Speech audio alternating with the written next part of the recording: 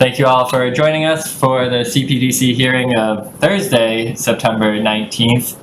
I am Community Development Director Andrew McNichol. From staff with me tonight is Assistant Town Manager Jane Wellman and Senior Planner Olivia Knightley.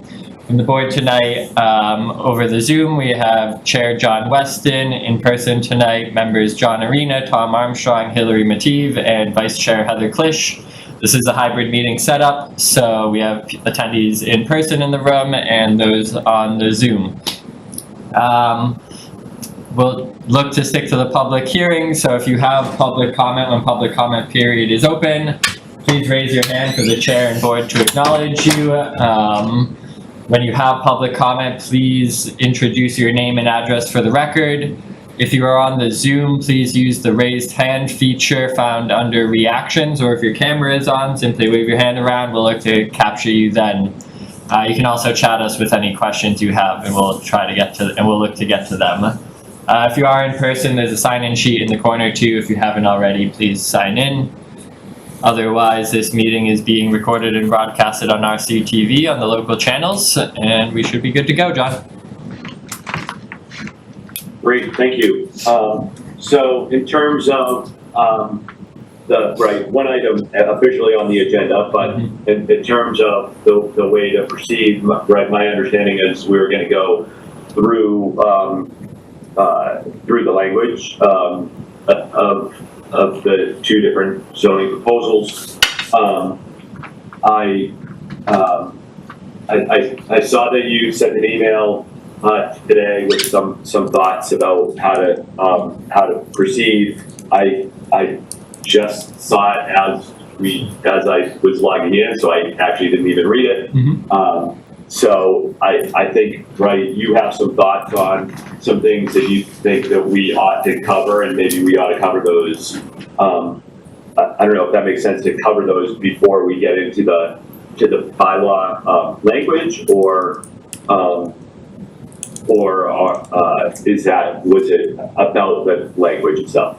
My thoughts were that maybe we would discuss the downtown district first and some of the proposed amendments and language there, since that's going to apply to either or bylaw. I think it would be the same in both, so starting there might make sense to make sure that the language and the controls that we're looking at work out in favor, and then move down the line, and whether that be Main Street, which is a bit more of a thorough discussion with the map and the mixed use, and then subsequently A80, if that makes sense, as well. And then we can go through any other needs and considerations for the bylaw, like site plan triggers or other, but kind of start at each geography and work our way through, if that makes sense.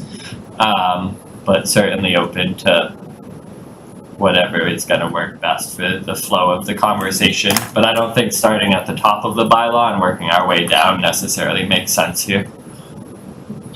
I agree, starting with the downtown smart growth district, since that's common to vote, probably makes most sense, and then going from there. Okay. Do we need to reopen?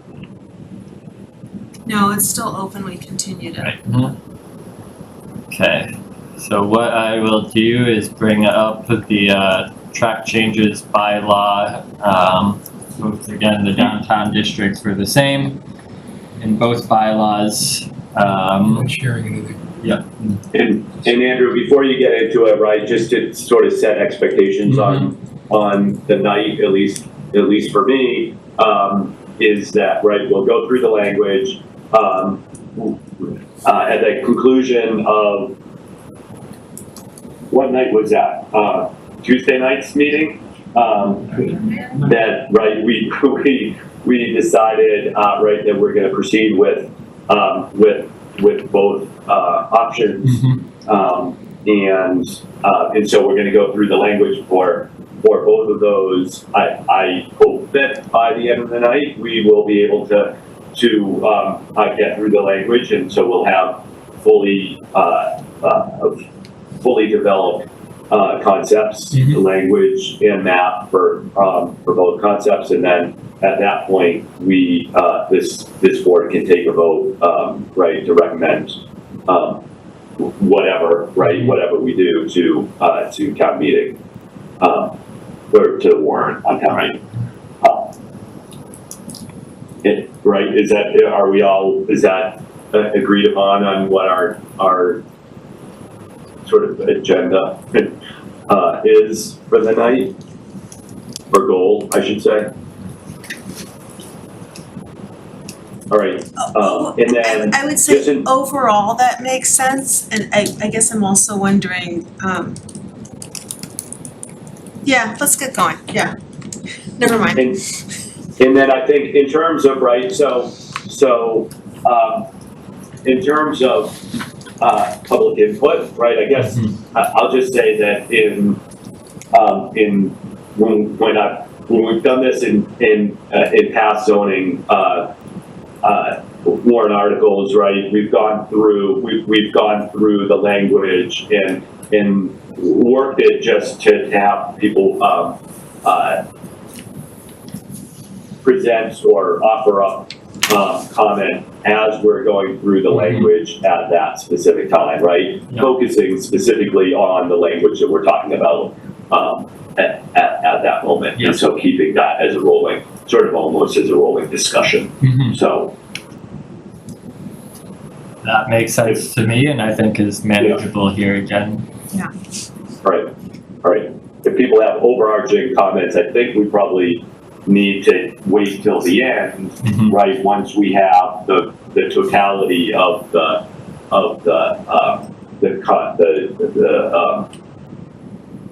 plans put, all solidified, and before we vote. Makes sense to me. Okay. Okay, let me pull this up. So shown on the screen right now is, and I'll try to zoom in a bit more, is section 10.5 of our zoning bylaw, which is home to our language regarding the downtown smart growth district 40R. So there's actually not a lot of changes here, but I've highlighted a few areas just that we can keep in mind, and we'll see the track changes as we go. So scrolling down through definitions, there's actually not any changes in definitions, but I did want to highlight district edge and the transitional area, highlighted just a little further down here because they come up in terms of setback requirements that we're going through and maintaining. So just to keep them in mind, what they mean when they apply and how we can ensure that they're meeting the intent here. Could you go back to the prior point? Yep. Not that one, but the one just prior. What was the? This is district edge, so this is really applying towards lots that are on where they share virtually a lot line with the downtown smart growth district and primarily S15 or A40 residential zones. Thank you.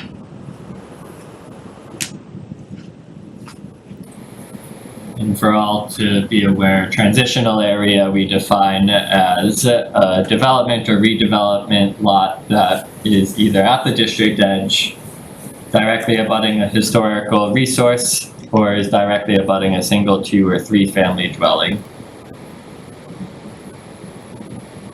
So in terms of changes here, we're getting right down, these two were just simple cleanups. The numbers were duplicated, so it's just cleaning that up while we're here. So we start at the table of dimensional controls. In this case, we started with an open space requirement of 5%, which we can discuss, but might make a bit more sense as we get down. But otherwise from there, the only other change was increasing the minimum front setback from 0 feet to 5 feet to provide a bit of separation and potential planting area, access area at the front of buildings that we've heard from public comment both prior and to date. So probably just stop there. Table of dimensional controls, make sure this meets what we've heard and we're expecting to see in this bylaw. Did we have minimum open space before, or is that an? We did not. Okay. in terms of by right developments, we did not have minimum open space requirements. Right, okay. And this Uh, one just does not change the minimum lot area, which last time we had discussed eliminating the minimum Correct. lot area. And that will come up again in future sections, but we've proposed to keep it, just given the last discussion. I do also want to clarify too, in terms of minimum open space, and I should have highlighted this definition now thinking about it, but open space in the downtown district is not necessarily specific to landscape. It can include outdoor dining areas, patios, terraces, balconies, etc. So it can be both publicly accessible or private space for building development, but it is open to the air. So a driveway would pass as an open space? No. Let's in fact go to the definition. I think this It's is more like an amenity.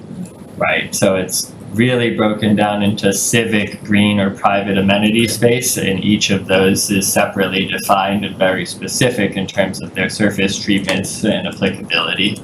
And that was a new element the last time around. It was. Correct. So that 5% was listed, but that was in the waivers, we can see why it starts at 5%. Any other comments on dimensional controls? I think both of those changes, are positive. I do too. Right. Keep scrolling here. So 10561 here is actually where we are administering what is up to the maximum by right density per lot. 35 units per acre was necessary in the models in order to maintain the existing controls to the maximum extent possible. So that's where we've ended up. I don't think it's a surprise, but if there's any thoughts there, please let us know. What's the practical import of that on downtown? In other words, are buildings already regularly built at 30, 35 and beyond, so that in practical, this is a statistical or compliance number only, there's no real impact? That is correct. What we've seen in the past developments is that the market feasibility requires more, and most developments, if not all, are building over 50 units an acre through a waiver process. Without the waiver, what's the cap?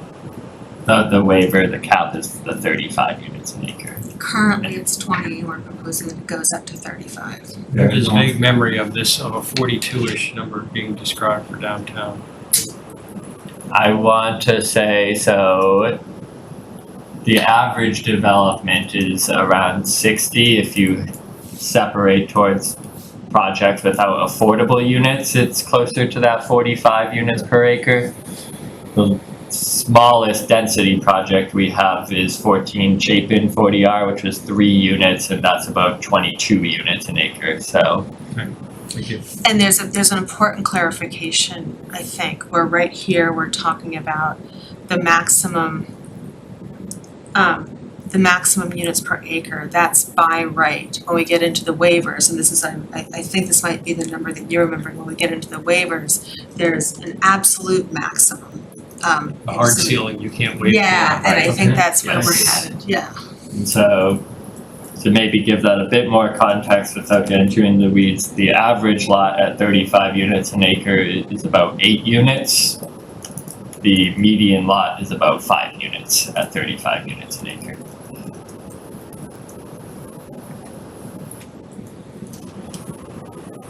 So keep going. We're not changing anything in terms of age restrictions, mixed use.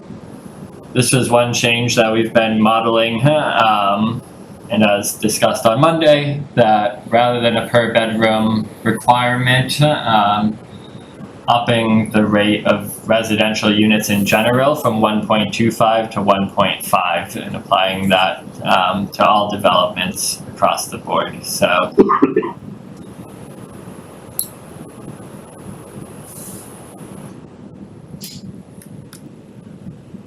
and And that is it in terms of actually by right changes in the downtown district.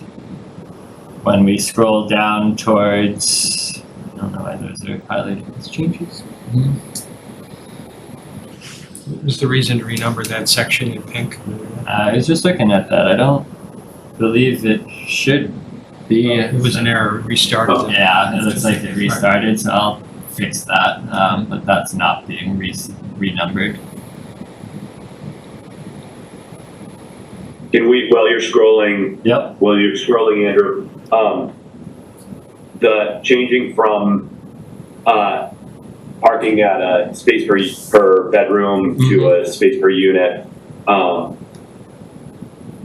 is there anything related to MBTA communities that we would need to do that?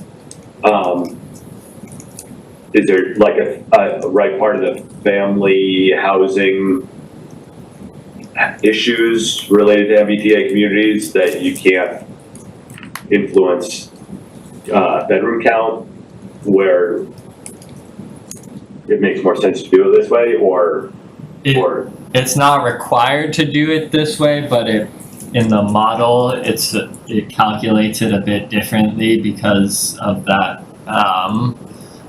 just how they apply surface area, I guess, towards parking, in relation to buildable area. So it can model both, and it was working, as previously written.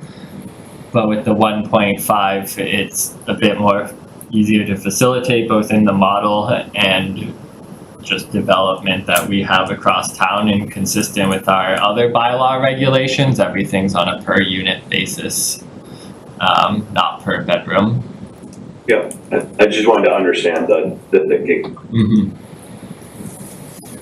The two units for, the two parking spots for residential units greater than 2 bedrooms. Mm-hmm. Let's see, I get it for 2 bedrooms. The presumption is you have 2 folks that drive and need to go to work in 2 cars. Do we have any evidence that shows that the greater than 2 bedroom need parking has actually never been, we've never needed to, or it's never practically been required? I don't think my data breaks it down per bedroom. Is that change needed to make the model more useful? It makes it more useful. It is not a necessity today. So we could afford, we could contemplate returning the greater than 2 bedrooms at 2 units, 2 spaces per unit if we chose to. Yes. Interesting to figure out how often that gets used. Is it Yeah, once in a blue moon, or is it common? Let me see. 2 things really quick. We have. Sorry, go ahead, John. If I remember correctly, right, a lot of the, at least the developments that we've seen, right, there's always this mix of, maybe not studios, but, 1, 2, and maybe more than 2 bedrooms. And so, right, I do think that you typically in each development, there's an averaging that ends up taking place anyhow. Right. So Yeah. So and just These are minimums too. They can always. right, exactly. There can always be more, and for what it's worth, we have just 10 3-bedroom units out of all the units from 40 yards. It may be a non-issue. Right. Okay, thank you.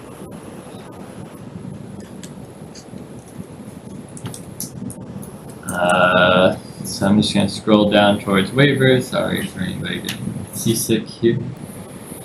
So in terms of the tiered waiver schedule, so this is really what applies for projects seeking virtually what we would call density bonuses, or excess density above the 35 units per acre, which to date, again, every project has received a waiver above the 20 units per acre that was previously required, and all but one has been above 35 units an acre.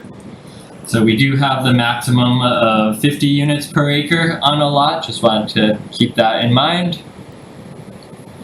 And what we had proposed to do, rather than go back towards 3 tiers that weren't neatly fitting into that net of 15 units from 35 to 50 was proposing to come down to 2 tiers, and tier 1 in this case would be that 36 to 40 units an acre, that slight excess density from the by right, where we would either be seeking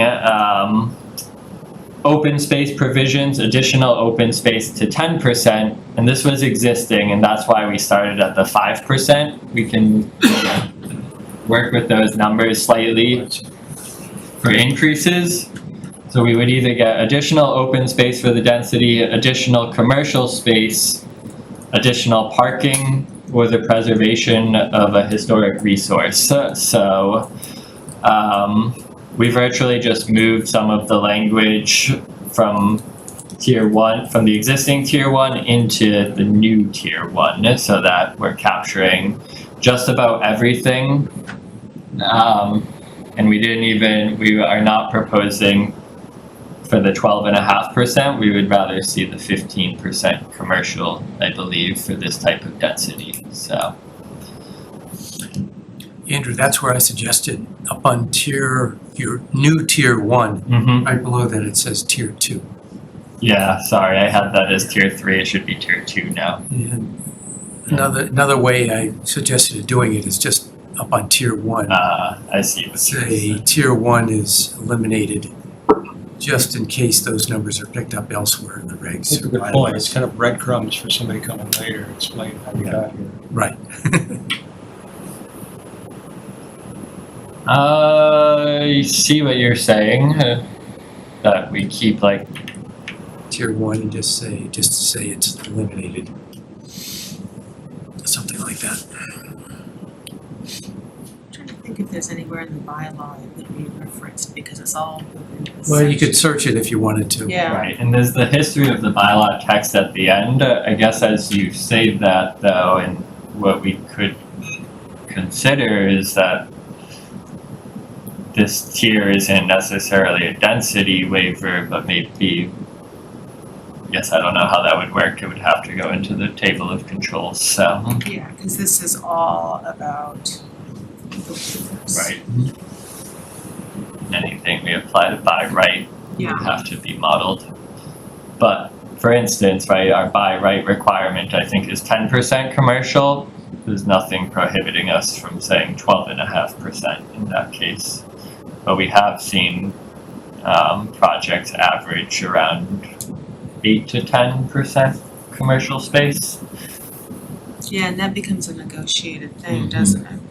So are you saying that we could take basically the things that are in tier 1, including, which we've partially done, including commercial tenant space of at least 12.5%, and put that into the by right requirement? Right, if you guys desire, because that's not going to be modeled. Mixed use isn't part of our model. It's the housing only we have to worry about. I kind of feel like just for consistency in how we're doing this, that might make sense to do. Mhm. In practicality, a reason would be that again becomes something that we can end up negotiating if somebody comes and asks for a waiver from that, but why don't we go ahead and move everything that's in tier 1 into the requirements in the first place? Just scroll back up real quick, show where that would happen.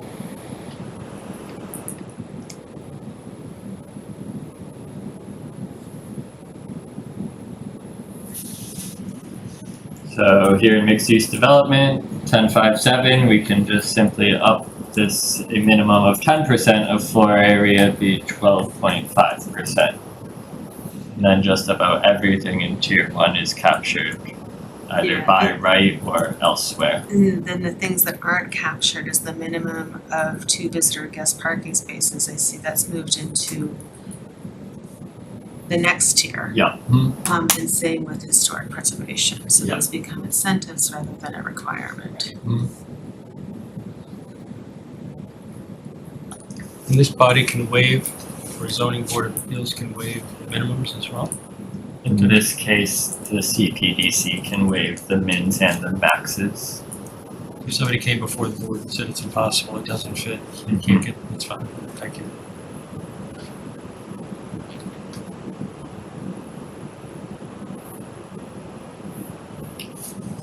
So that would be tier 1 in this case, 36 to 40 units an acre.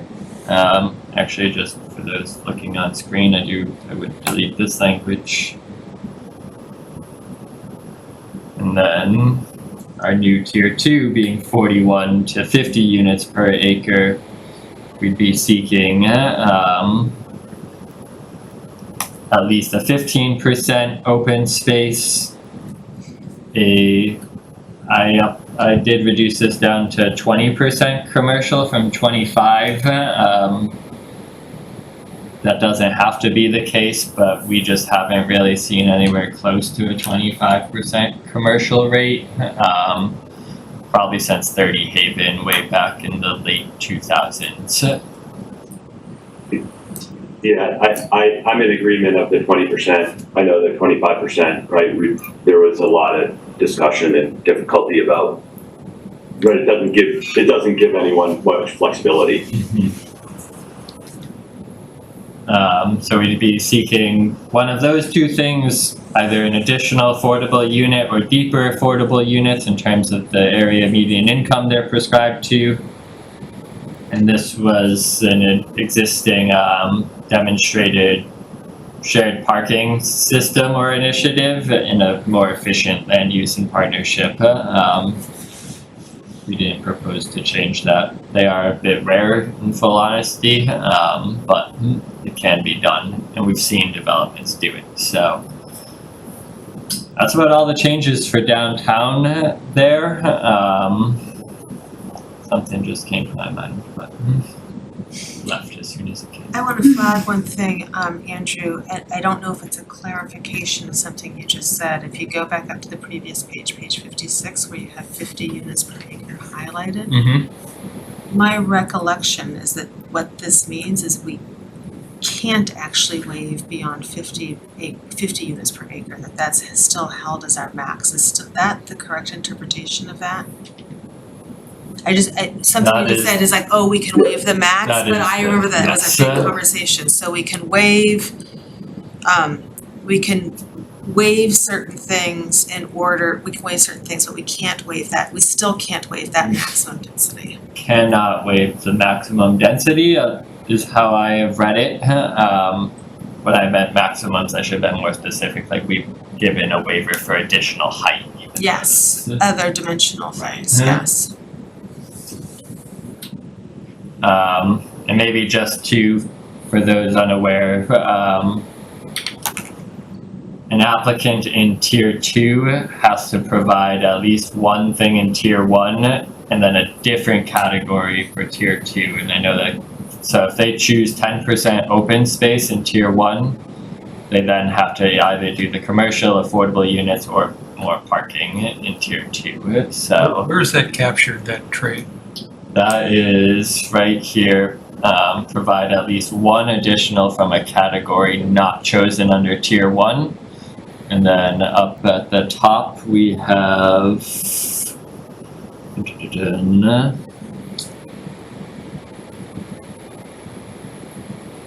that they must provide them cumulatively through all the tiers. This language here, provide at least one additional category not chosen under tier 1. That's where we would see opportunity to get partnering of these items in areas of interest for the town. So that's downtown. It's So this is where you need to, did you delete it above where I did. these Yes. okay. Yep. That's the downtown district. It's fairly straightforward in terms of amendments. That's so much easier than I expected it to be. And I'm actually really happy we don't need to change the minimum lot size. Yeah, that will necessitate us to change another thing for Main Street, but we'll get there. Okay. John Weston, you have we have a raised hand here in the room. Oh, sure. I think you need to come up to the, Yeah, you know the routine. Can you see John Sullivan here? Oh, wait, Test let it me out. zoom in here. Yeah, Okay, I can change. we had to Yeah. move the podium, okay.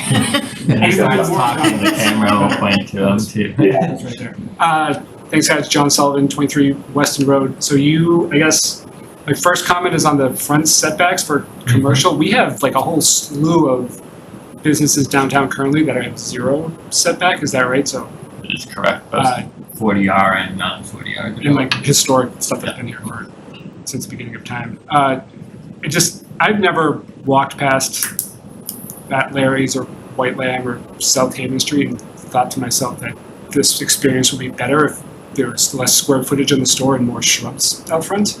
Unless, I'm not really sure what we get for 5 feet of setback that's beneficial. We've done it in some developments, right? Wasn't it the one on So we've seen some, yeah. in the Chronicle also?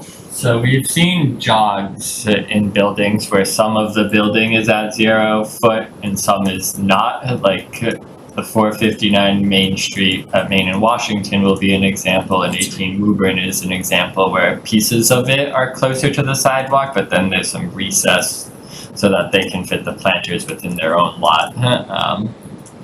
And how, those more recent developments, that space out in front, which does add visual interest, I think, has been counted as open space. So this way we get kind of that visual interest plus some open space.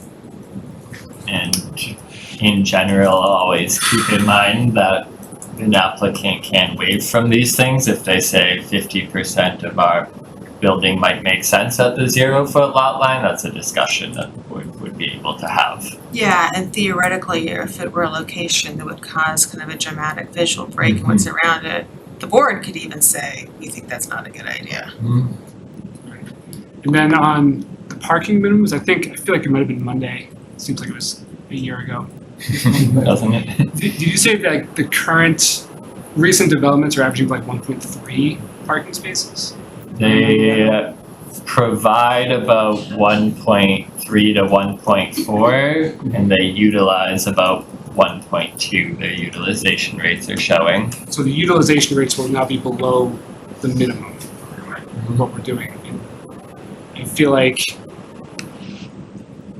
people are like living in these places successfully with using less parking than is required. And I feel like requiring more parking drives up cost of units, reduces potentially the number of units that can fit it in there, and also brings more cars. If you have 2 spaces, a family that might have been able to make it work with 1 car is now going to have 2 cars if they have 2 parking spaces. It just adds cars and traffic downtown, and I think the people who are building these developments have probably a better sense of what their customers are after than I or people on this board or at town meeting do, since it's their money that they're putting up and they're trying to match what the market wants. So I think requiring more spaces is just more spaces than we've seen are needed in these kind of developments is driving up cost, and it's kind of a restriction that doesn't give anybody a whole lot of benefit. So those are my thoughts. Thanks.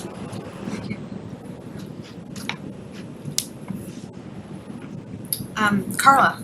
Are we done with downtown, Andrew? We're all done? No, we're not done with downtown Oh, yet. yeah, wait. If you want, we're done going through I the feel like amendments. we're wrapping it up. Yeah. If there's more, I can wait. I think Was everything I had for downtown. I guess I'd ask our chair, John Weston, are you ready to move on to other things and take additional other comments? I do have one question. John Arena has a question. Yeah, go ahead. I got a file and I can't tell where I got it, but it's titled Bar Harbor Housing. Yep.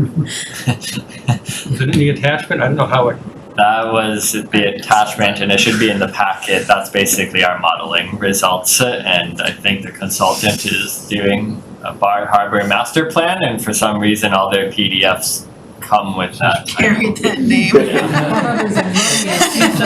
I can't change it, yeah. beyond the fact I can't figure out how I got it open.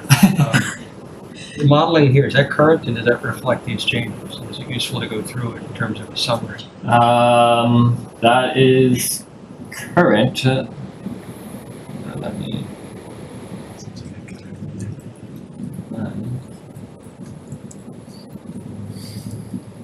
So that's current, and that's all modeled at the 1.5 proposed parking. If we're looking at the same one. Okay. So, I'll respond to the comment about the 1.5 spaces per unit. I completely get what you're saying in the comment about 1.25 or something less.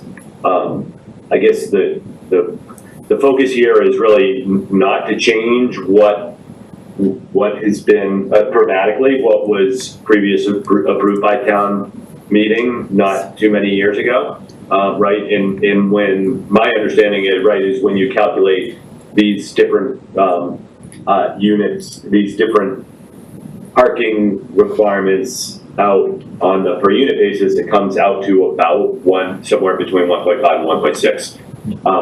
And so, I guess I'm confident saying 1.5 is really not a change.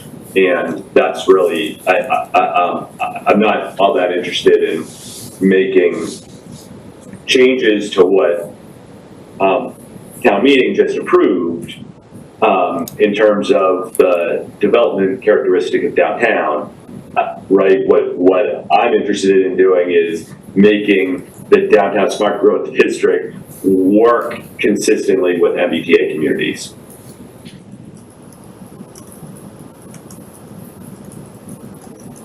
Remind me, Andrew, what's the number of units we need to arrive at with this concept? Is it 15, what? 1493. Yeah. 1493, what happened that year? 1492.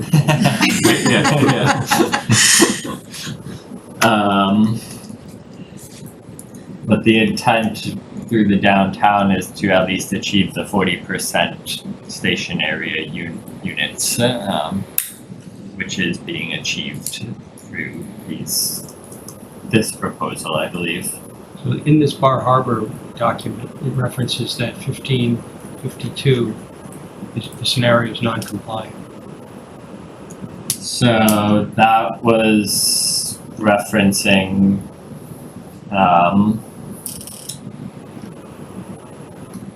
Were those your If- previous numbers?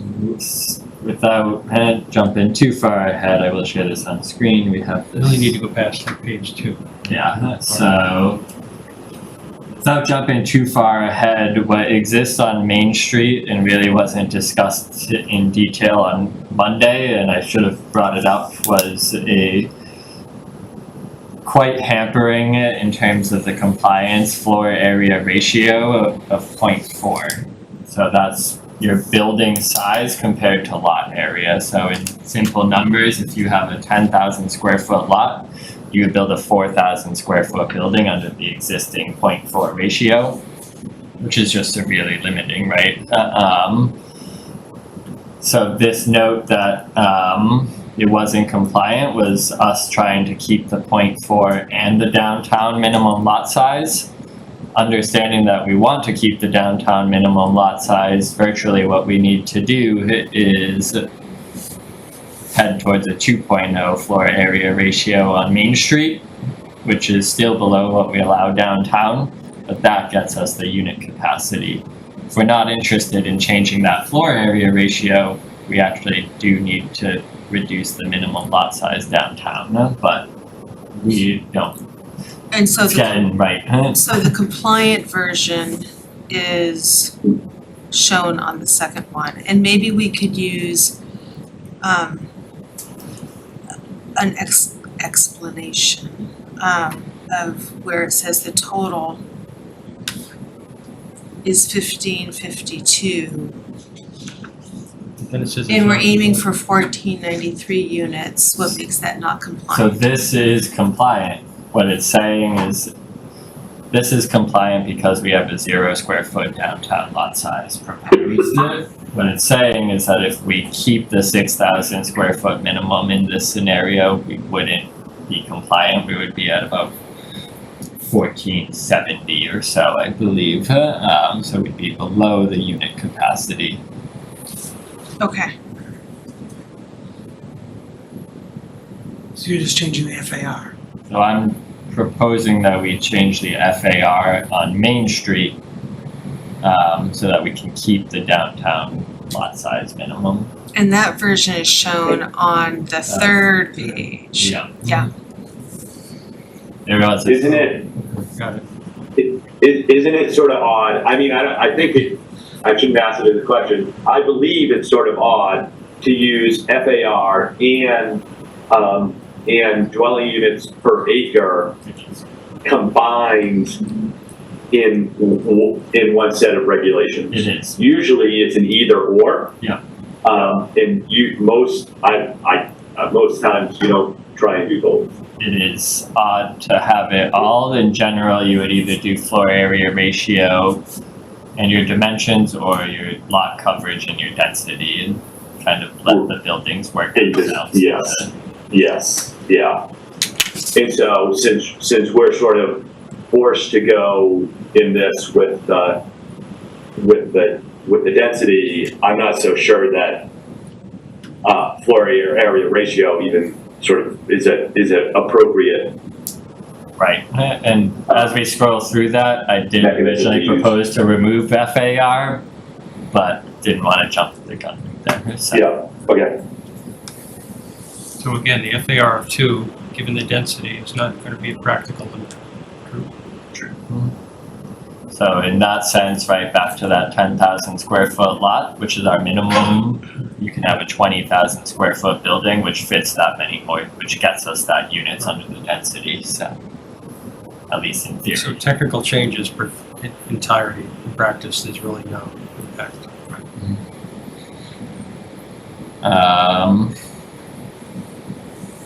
Maybe before I jump ahead, downtown comments last. We don't. Yeah, we done? Are we done with downtown? I don't think, downtown. I Can't don't go think home. we are just yet. Horses. All right. Alright, I'm gonna start towards the Main Street. First, Main Street So we'll go through regulations. Main Street and then we'll take comments on Main Street is what we'll do. Okay, do my downtown comments now then? Yes, Oh, yeah, yeah. I thought you said you had a comment about something else. You gonna sing for us? We're done with downtown. No singing. So Carlo Bacci, 494 Main Street. I am speaking as a downtown resident and a town meeting member that will be voting on this map or maps. And so speaking as a resident living in downtown, seeing everything built around me except for the Haven Street project that was already there. And seeing economic development is always, I don't want to say a struggle, but we're trying to keep that thriving and keep that going. So many years ago, the light bulb finally went off on the more people that live in downtown, the better chances downtown will thrive and stay afloat, and retail spaces will stay lit. So I know town meetings, correct me if I'm wrong, the 4 or 5 years ago town meeting, that was a 6,000 square foot proposal? Was that from then? Correct. Right. Because I haven't attended all the meetings, but just been hearing about stuff, and I spoke to Andrew recently, is there any appetite? To me, I can see getting more units. If any of you have noticed, the long end of Green Street, right, not the short end of Green Street, the long end of Green Street has been transforming and getting rehabbed, getting new buildings. And I want to see that on the other side of Green Street and in downtown. And I think with the 6,000 square feet, you're really hamstringing property owners. I'm not saying do it 2,000 square feet or 3,000 square feet, but, and I forget, I know Andrew told me how many lots we have that are under 5,000 and over 5,000. So that might make the difference in my comments, but I'd like to see that threshold changed so we can see more density in downtown. You know, this mandate was thrown upon us, thrown upon Andrew, thrown upon staff and Cpdc, and they've taken ownership of it, and we're at the finish line. But I think we're gonna miss an opportunity if we don't wanna see some real development in downtown. I know people think it's been overdeveloped, and I get that, especially on Main Street and other parts of town, but in speaking about downtown itself and the business community and the retailers and just the walkability that we're all striving for, and maybe with Eastern Gateway, in the future, who knows, but I think 6,000 square feet is gonna hamstring development in the downtown where I think it's more appropriate because of the walkability. and access. I mean, when I lived in Wakefield, I could walk to Wakefield Center. I live in Reading Center, I can walk to everything. I can even walk to Market Basket and the Home Depot project. And I've gotten really accustomed to that. So I think a lot of people want to live in downtown because of that. So I don't know how that would change the modeling, because I know you're messing with density, you're messing with square footage. So maybe it goes from 35 to 30, but the lot size, you make it smaller so people can develop either their own properties or sell it, and it's only going to be probably no more than a 3-story building. So I'm just advocating for downtown itself. And people might say, well, you're just going to make more traffic and more this and more that. But I think the people that want to live in a downtown setting already know that. And with our commuter rail and our walkability that we have, I think, 880's been the main topic of discussion. And we have South Main Street in consideration as well. But I'd like to see downtown change a little bit to accommodate some multifamily housing that we have some, but I like the other side of Green Street, what's happened over there. I'd like to see it on the Main Street side of Green Street, Gould Street, Ash Street and stuff like that. There's a lot of properties there that can be redeveloped. But with this proposal, I don't know if Andrew can comment or not, I don't think they can do anything on a lot of the lots. So, right, about 40% of downtown is below that 6,000 square foot minimum. They wouldn't be able to use the 40R, which is, I guess, better housing bylaw Yeah. than the business B underlying. Kind of goes against the spirit of the smart growth district, in my opinion. But again, I'm. Can I ask 2 questions? So last time, when we approved some of these larger developments in the 40R, there was a hue and cry from folks that had houses down there in terms of changing the neighborhood, putting large blank canvases in front of them. There was fairly loud and consistent message, leave this area alone. And those are from the residents. I don't disagree on paper, what you're saying makes sense, but I wonder if it's different if you live there and subject to it versus. The other question is, can you waive the 6,000 square foot? Is that a thing that can be waived as well? That's a good question, huh? Citizen. I don't know. It's never been waived, but then again, we. Normally it's a established- protection, it's Right. there to protect, but Right. in the event that a Right. neighbor or future neighbors wanted to, could Maybe they? zoning. Would that be would zoning board of be- appeals? Could they? That one feels like it would have to be a variance application because Yeah. to achieve the threshold in use, you generally have to hit the minimum lot size and frontage. You don't generally waive from those. Yeah, so you'd have to get a variance Right. with abutters having the chance to weigh in and all. There's a way to do that if the entire group, again, this is hypothetical, the entire neighborhood said, you know what, we agree, it's time, we'd like to move on to other, there's a path to do it if there was general consent or at least a majority. Yeah, I would say too, with the minimum lot size, right, if they can't build on their own, you might see conjoining of smaller lots, right, to get to Exactly. development. Exactly, so there's a way to do that too by buying adjacent properties. Yeah. Andrew, do I remember seeing a map,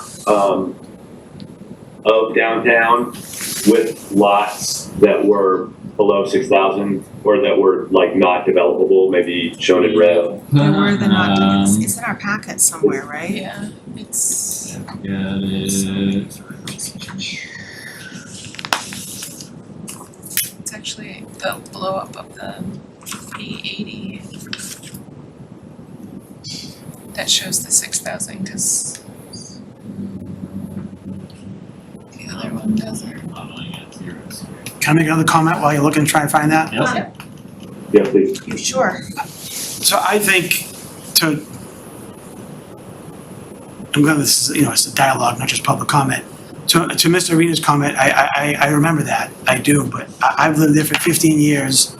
I walk every street in downtown, either on a walking path or just going to places.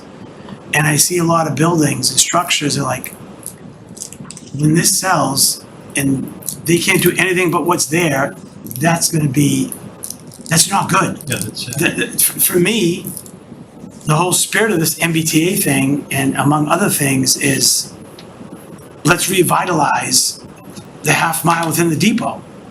And what I see happening, this is my opinion only, is that the current homeowner will redevelop their property so they can stay in it. and either get some income or make it more valuable. I don't see too many developers overpaying, that's just my opinion, for properties to knock them down. But I do see a one family going to a three family so they can stay in it, get income that maybe they need, they're just retired, or whatever the case is. I just want to see a continued thriving downtown, and you can say, we have one, but after 15 years, I'm not saying we don't, but I think, because we have a lot of great businesses, but I think the more people, it's just proven, the more people that are in downtown, the better it is for downtown. So that's all I'm talking about. South Main Street, paper compliance, whatever else we vote on, I'm gonna vote. And hopefully there's no debate on the town meeting floor, because that's what we're trying to avoid with all this and all these meetings that you guys have done. But, so if you found the red dots, I'm just curious. That's it. So, Here it the whole is. line of bungalows is. Almost every- So to me, that's what, I don't wanna say needs to happen, because this is just zoning, guys, remember, this is just zoning. It's not getting knocked down tomorrow. I think we're missing an opportunity if we don't allow this. Again, my opinion. And I'll just speak up and say that I hear absolutely what you're saying, and there's a level of kind of theory and philosophy with which I agree.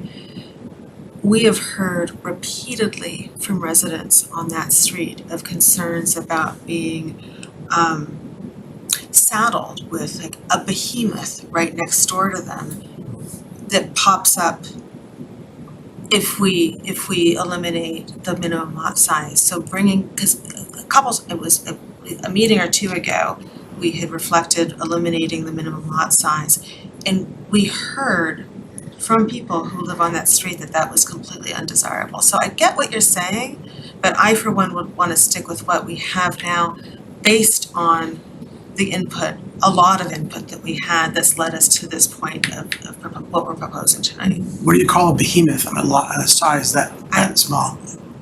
You'd have to ask the people on Green Street. I'm not going to get into debate about it, but that's the input that we've gotten. My question is, I guess, more on a technical level, right? So on Green Street, we have, right, we just went through certain setback requirements. Like, I'm not so sure that, I guess the question really is, if we were to reduce or eliminate the minimum lot size, with the setbacks that we are requiring, is there still much space for them to do something by right anyhow? Right. I think the answer is no. It's a little tight, Unless they're. for sure. You know, I wanna, just quick, I think you have to have a minimum lot size, that's my opinion. like the 14 Chapin is the closest, right? In terms of what you might desire on a Green Street, right? That was a 6,000 square foot lot, and it has about a combined 30-foot setback in that range, maybe upwards of a combination of 30. The parking is on the side, there is some garage spaces, but that's better where it's a triple decker, right? That's 3 units on top of each other. To fit the parking in, right, the setbacks, everything, that's what you might expect for Green Street in those are even smaller lots, right, 4,200, so it gets that much harder to put those units in that parking. But smaller developments are 18 Woburn and Chronicle, which had grade changes in garage capacity, so they were able to build out virtually to the lot lines because they could fit the parking underneath their buildings. Right. I don't think Green Street necessarily has that opportunity. But I think, right, Chapin is the case in point where if you're gonna do something, a multi-family, right, 6,000 is about the practical smallest lot size that you can do something right now anyways. And I say right now, without, coming up with some other way to deal with your car and parking and da-da-da-da, right? I do think that, because we've talked about this for now decades, like how to address the needs of Green Street and the other residential properties that are historic, that are downtown. And through all the stuff that we've done downtown, like we really haven't done anything to sort of, as you say, Carla, like help that situation either preserve or be able to invest more or redevelop or whatever you want. Right now, they're sort of stuck in some oddball limbo just because that neighborhood is shoehorned in there. And I think that I honestly think we should have a deliberative, discussion just about that situation and how to address those smaller lots. What you would want to be able to see done with those and address those separately in its own specific approach, not try and use MBTA communities as the tool. More like spot zoning kind of thing? Go ahead. More like spot zoning, just in that area? We can't do spot zoning, but we might be able to do like Right, so like, other kinds of incentives right, or, we could consider there like could a be a whole sub-district. brainstorm around that, yeah. We could consider Yeah. a sub-district there. The 40R also has another program called Starter Home District Bylaws, and like that could be something. Or if we just, again, like this comes up in these conversations over the last 2 years, just looking at new minimum lot sizes, right, to allow housing. So all of those are other avenues that could be done that can relate to Green Street, maybe not necessarily needs to be directly on Green Street only, but. I just saw this as an opportunity because we're doing some zoning to maybe move the needle a little bit because we know how long this stuff takes, John. I appreciate what you said, but we know how this goes, and where we have this in front of us. Andrew's been moving numbers around to a lot of numbers for all these different maps, from 4 maps to 2 maps to hopefully maybe 1 map. But I just wanted to mention that you guys are going to do what you guys are going to do, and I get it.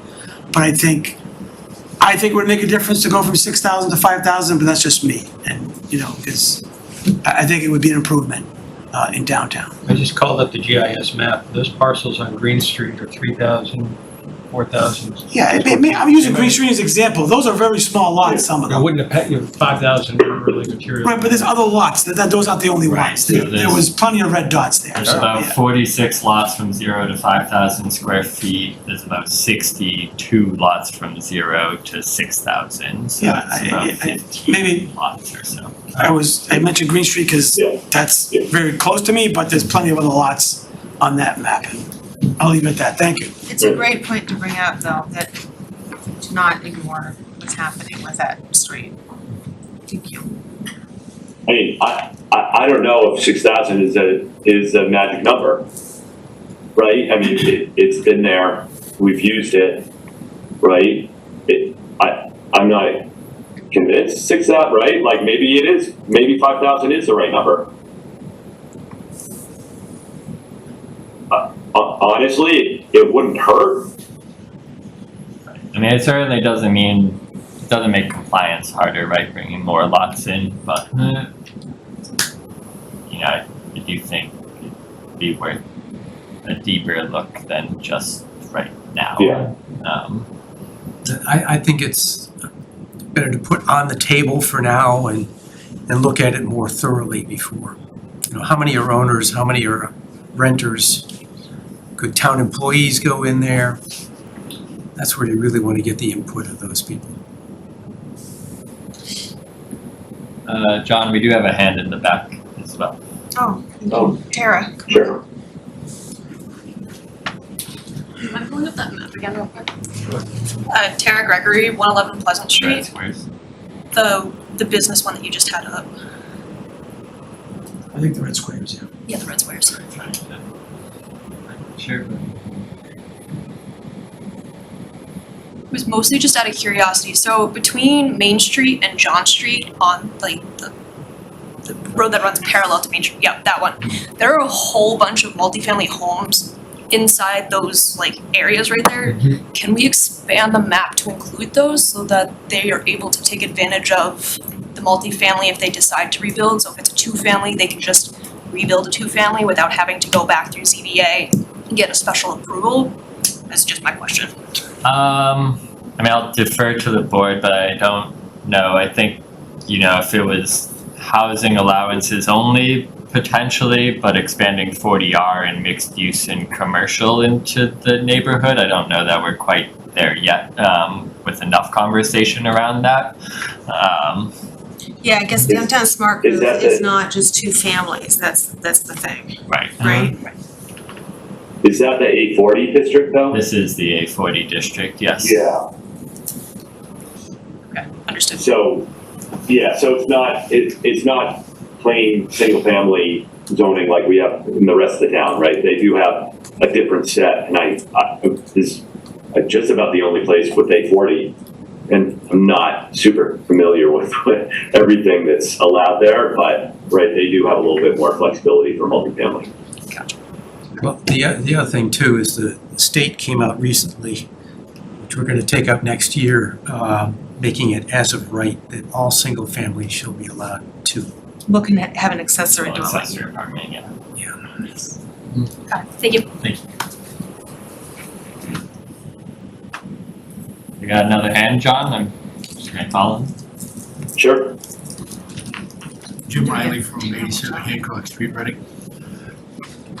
I wasn't gonna bring it up, but it was just discussed.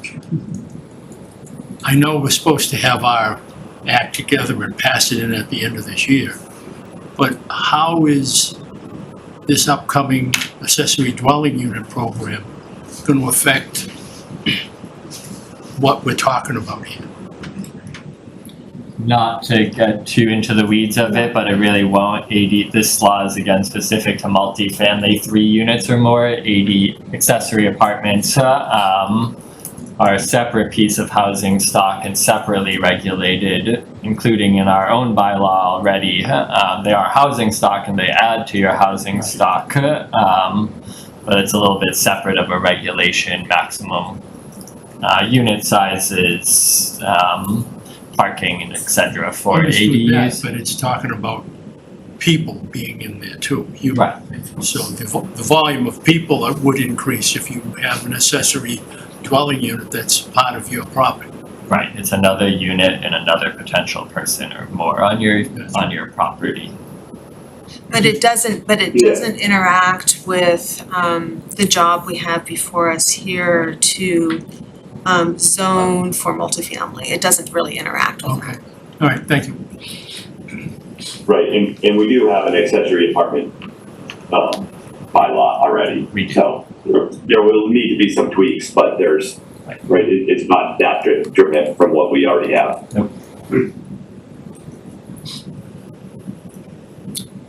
There are no other hands here in the room. All right, Any on Zoom? Zoom, I'm not seeing any. so shall we move on to, you wanted to do, Main Street next? Yeah, I think that makes most sense. I'm gonna jump around a little bit here in the bylaw to try to explain this, in terms of how it's written into the zoning.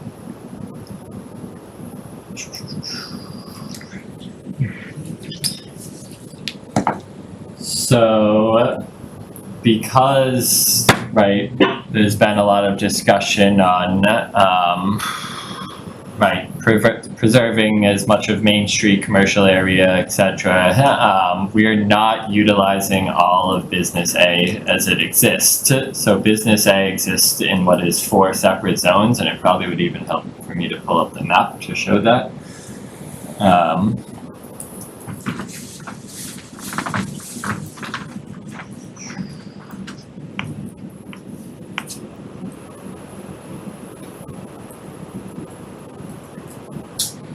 So just for the context here, in terms of Business A existing, which is primarily Main Street. But Business A exists in 4 separate areas across 5 separate areas across town, which include up on North Main Street, There's an odd little piece right here to the north of downtown. It is home to the gas station there, and maybe a few other parcels or two. Two separate pieces on South Main Street, and we have another small business A on the southwest piece of town, which is home to another gas station. The areas of interest through MBTA communities identified throughout this process and engagement have been focused around this piece here that is more directly connected to downtown. I can't zoom in easily. Because if a piece falls both within the station area, right, it's that better linear connection to downtown, it's closer, there's open space adjacent to it. And this piece up here, the home goods, that there's potential development opportunity up on that piece of the corridor, and it helps us get towards the compliance as well in terms of unit capacity and density. Because we are not using all these pieces of business A, what we have proposed is to retitle those two pieces that I was just circling and are in question to business D, right? We have a business A, we have a business B, we have a business C. This would in theory create business D so that we can use them for the housing allowances for MBTA communities. Just pulling back up the bylaw here. So what we propose to do is separate those two geographies into the business D district, which in terms comes back to another map amendment, zoning map amendment, to retitle those districts and or change those district boundaries, as we'll discuss later tonight, I'm sure. So I am going to skip over a bit here towards the use table for business D that we are proposing. So what we have in the zoning bylaw is called Section 5.0 Use Regulations. Is the table of uses for both residence districts and commercial districts. What we would be proposing to do here is simply insert a column for business D. What we've proposed is to mimic, in this case, because it's a separate conversation, is mimic the existing business A uses in business D, including the allowance of multifamily. We'll get to mixed use in a few minutes, but we're mimicking, because it's an existing business A zone, we're simply going to mimic those use allowances in business D. Can you just highlight the differences? Let's assume everything else is the same. Where are they?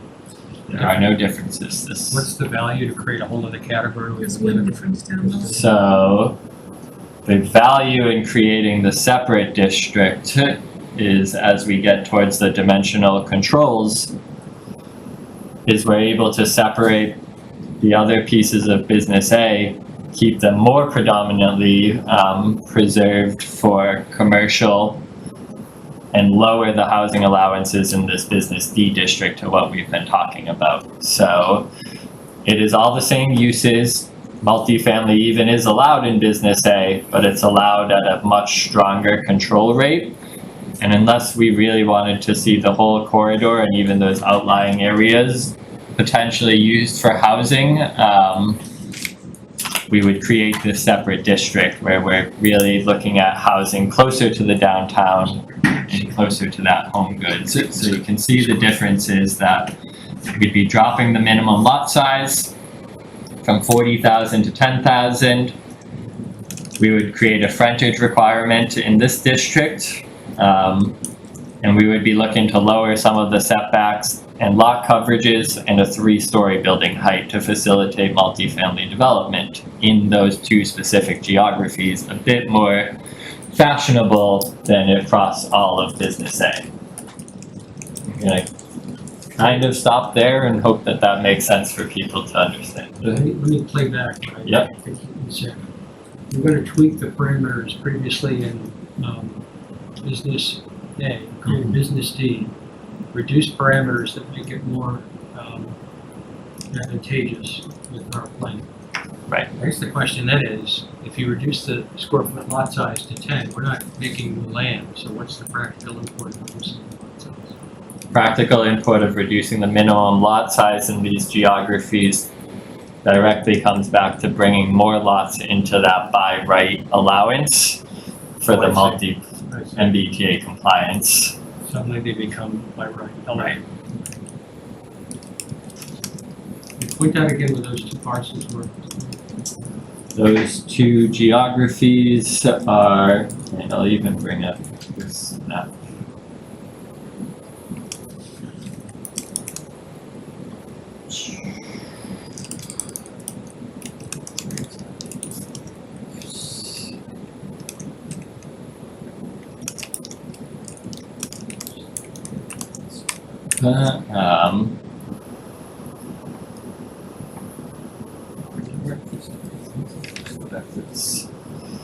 So that would be this piece of business A here.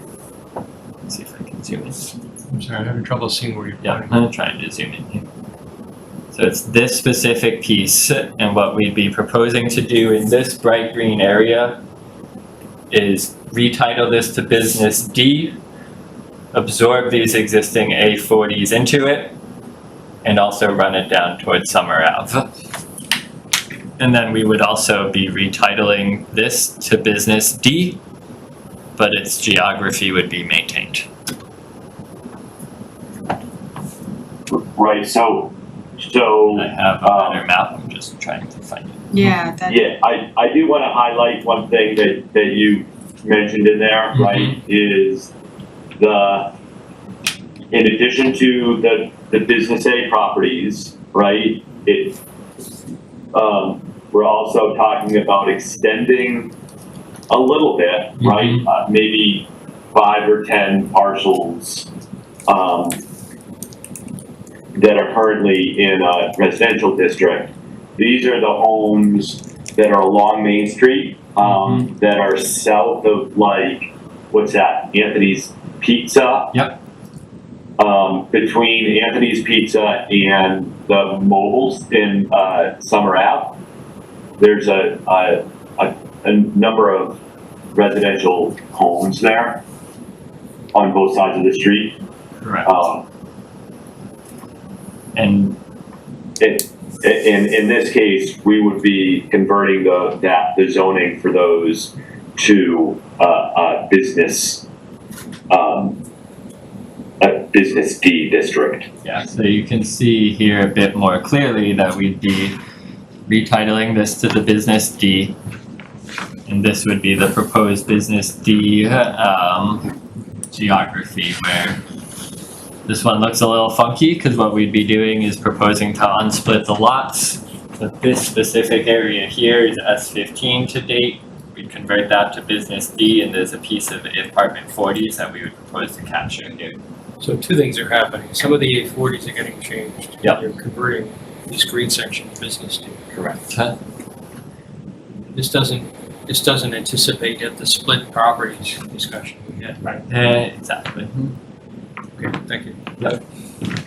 So the 840 that is being converted, that is, right, that's where That is where the old family across from Starbucks was recently built, correct? Correct. The old Smith Oil site, for those familiar with that, was Yeah. developed into a 4-story, 25-unit multifamily. the gray building that's up a little bit on a green. Yes. And there's another existing multifamily right next to that as well. And it's those two parcels combined that make up that 840 district? Correct. Okay, Uh, so, right, just pointing out, right, incorporating recently, or existing, multifamily. Without getting too far into the maps, yep, just for context, I mean, we can't do it now, but yep, it's those 2 to 3 multifamily properties. And this A40 is an existing multi-unit along Minot Street. And then it's incorporating a handful of properties that are Yes, sorry, I currently should- single family Yeah. down by Summer Ave. So throughout the process, we've heard from a few of these property owners. I don't know everybody, but there have been a handful that have asked to be involved if we look at business A. But it is this 10-ish residential parcels here to connect the business districts along Main Street and close out this triangle as well.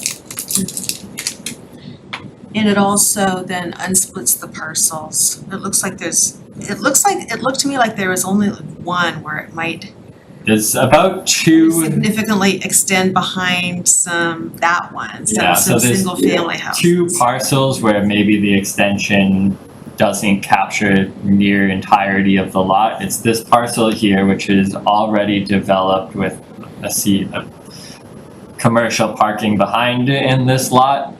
And it's this lot here around, I believe this is the Carter Coleman building. And what's not shown even on these maps is there's been some identified resource areas in this back parcel. So it's got some regulated, protected areas back there. So that big lot, that would still be a split lot, is that right? Or would we incorporate the whole lot? In the packet was the buffer map that was like. right, sorry, so this map, this lot here, Yeah, we would be proposing to convert that entirely to business D. And same for these lots here, where similarly, series of wetlands up and around to protect and buffer from the residential in the rear.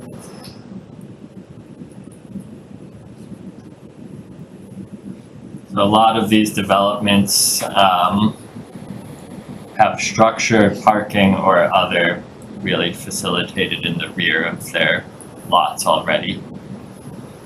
And the extension captures a vast majority almost into their full lot. So unsplitting seemed practical here without loss, I would say. So the main focus there is the unsplitting or splitting to Yes. correct those issues, okay. So the unsplitting is not required. If we do not unsplit, we do need to provide the reasoning and justification to it. And if we are going to do that, we do in all likelihood need to remove the clause that the zoning extension cannot apply to multifamily. And you said it was Summer Street that had some that wanted to be as part of this D? Yep, so they're on Main Street closer to Summer Ave. But not all of those lots meet the 10,000 square foot minimum as well, so yeah, keep that in mind as well. This is all limited to north of Summer Street. Correct.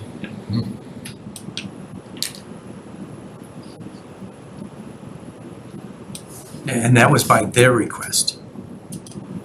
That was with the consideration of their asks and also seeking to have more of a consistent zone and connect those two business geographies and their request and blanking on the third reason to help facilitate the needs of MBTA communities of unit capacity, acreage, etc. Okay.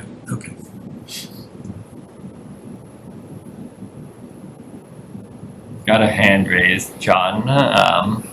Mind if maybe we jump to it? online. Yep.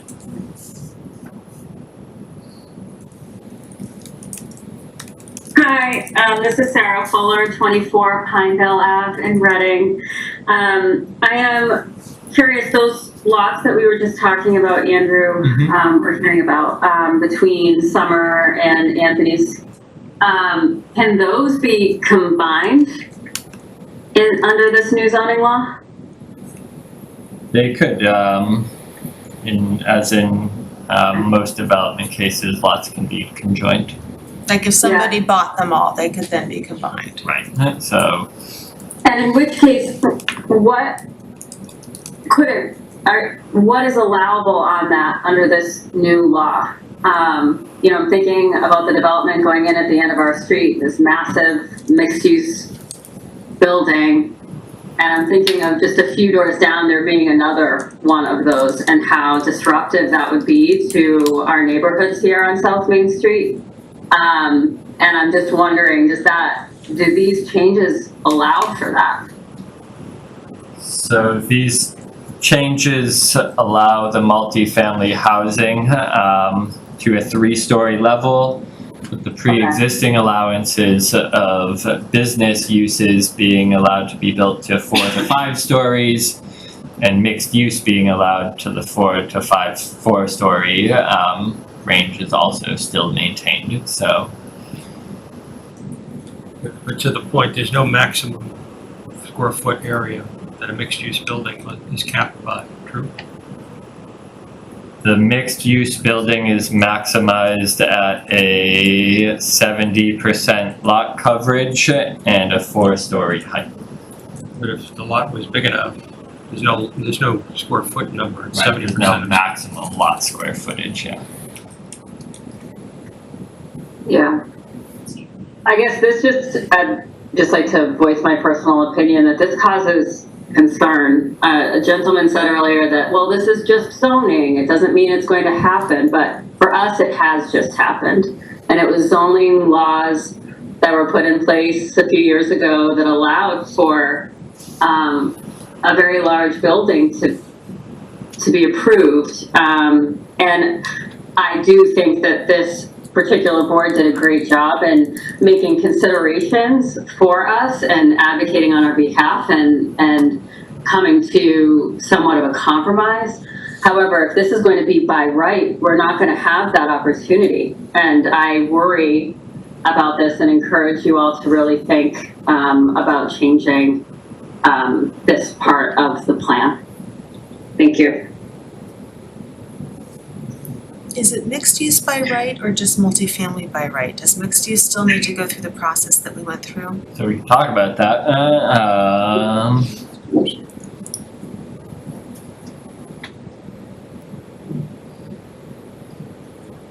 Up here. So mixed use, right, is as existing a special permit in the business A. We had started the discussion to say, would we prefer it to be by right in this business D area in order to help it mixed use be more as facilitated as multifamily housing, so that we can look for commercial space in the corridor as well. It is not necessary to do a by right mixed use, and you can incentivize it through the other controls and allowing waivers. So that is an open for discussion item for sure. But if we didn't make the business D change, Mhm. what's the impact to remember the current discussion is proposal under South Main Street. What happens to our compliance if we leave South Main Street as is? No, we can't do it. Happens is How far Not- off the mark are we? pretty far. You would virtually be going towards the And the single biggest change that improves that is the 40,000 to 10,000? Correct.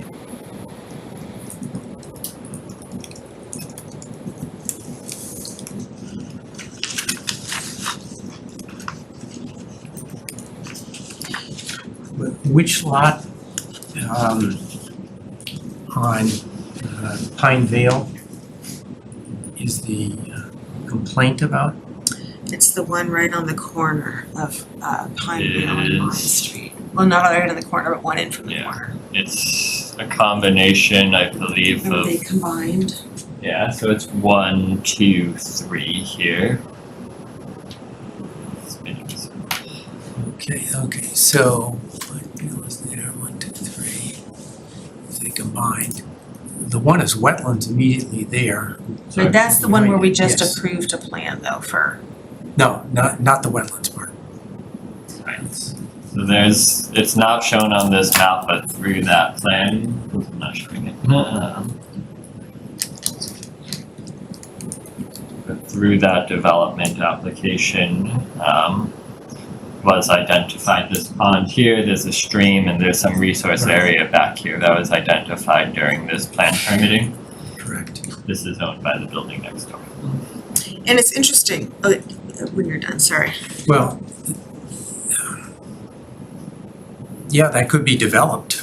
I mean, that's always possible. But let's see, if you're looking at square footage, you'd have to delete wetlands, question mark? If you're looking at trying to get a certain elevation and a certain number of units, do you have to consider only buildable land? So, if I understand you correctly, the model and the compliance tool counts for buildable area only. So the wetlands would be excluded. That's what it should be. Okay. Okay. All wetland regulations will exist as is Right. protected. And it's interesting, because I'm thinking about the project that the Pineville resident just mentioned, where those 3 lots, when you combine the lots, there were 3 lots that were combined there, Lots right? through about an acre. Combined to get to the 40,000, I can see by, the acres that there is. So if we're reducing it, I'm just thinking this through, if we're reducing the threshold to 10,000, we may end up with more buildings, but actually smaller buildings, theoretically, if there are Theoretically, more lots that are just over the 10,000 threshold, but not nearly at the current 40,000 threshold. Isn't this really the whole question in front of us today, is that while zoning doesn't demand development, it certainly encourages it. It may actually be the ignition source that causes somebody to say, let's move on. And it's really the butters and the character of that neighborhood that change. It's slow, it's incremental, it happens over years, but that's when it happens, like the call that was just on, it's catastrophic. And that's really the problem, is the character changing nature of these changes is years in the future, but the decisions that made them possible are occurring today. And that's really the yin and yang of this problem. Yeah, and with South Main Street, it's really interesting because actually, the building that's up on the rise and the one that we just approved through a special permit on Main Street, those redevelopments are happening now. And I think that's one of the things that's been relatively appealing about the South Main Street solution, is that even under our current zoning, this style of development is happening. And redevelopment is happening. What happens if we alter the 40K to 20K? it's gonna have an impact. How much of an impact? Let me see if I can just see the differences in lots here. Where we can kind of buffer? It would take out at quite a few lots, it looks like. Would probably, if you up that, you would be taking about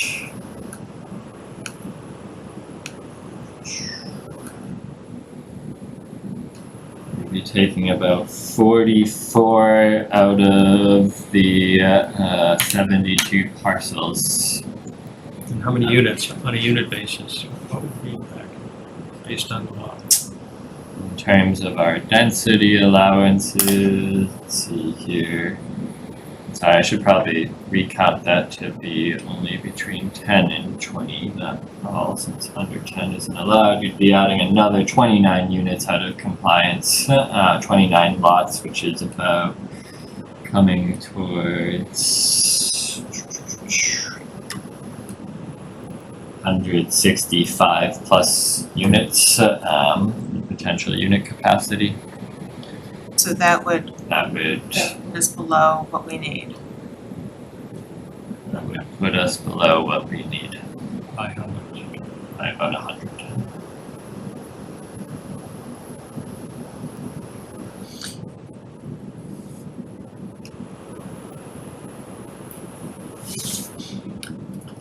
Andrew, correct me if I'm wrong. Back on Pine View. Pineville, thank you. I thought right behind there, behind the parking area, was heavily wetlands. It is. And under the theory, they could only build along Main Street frontage.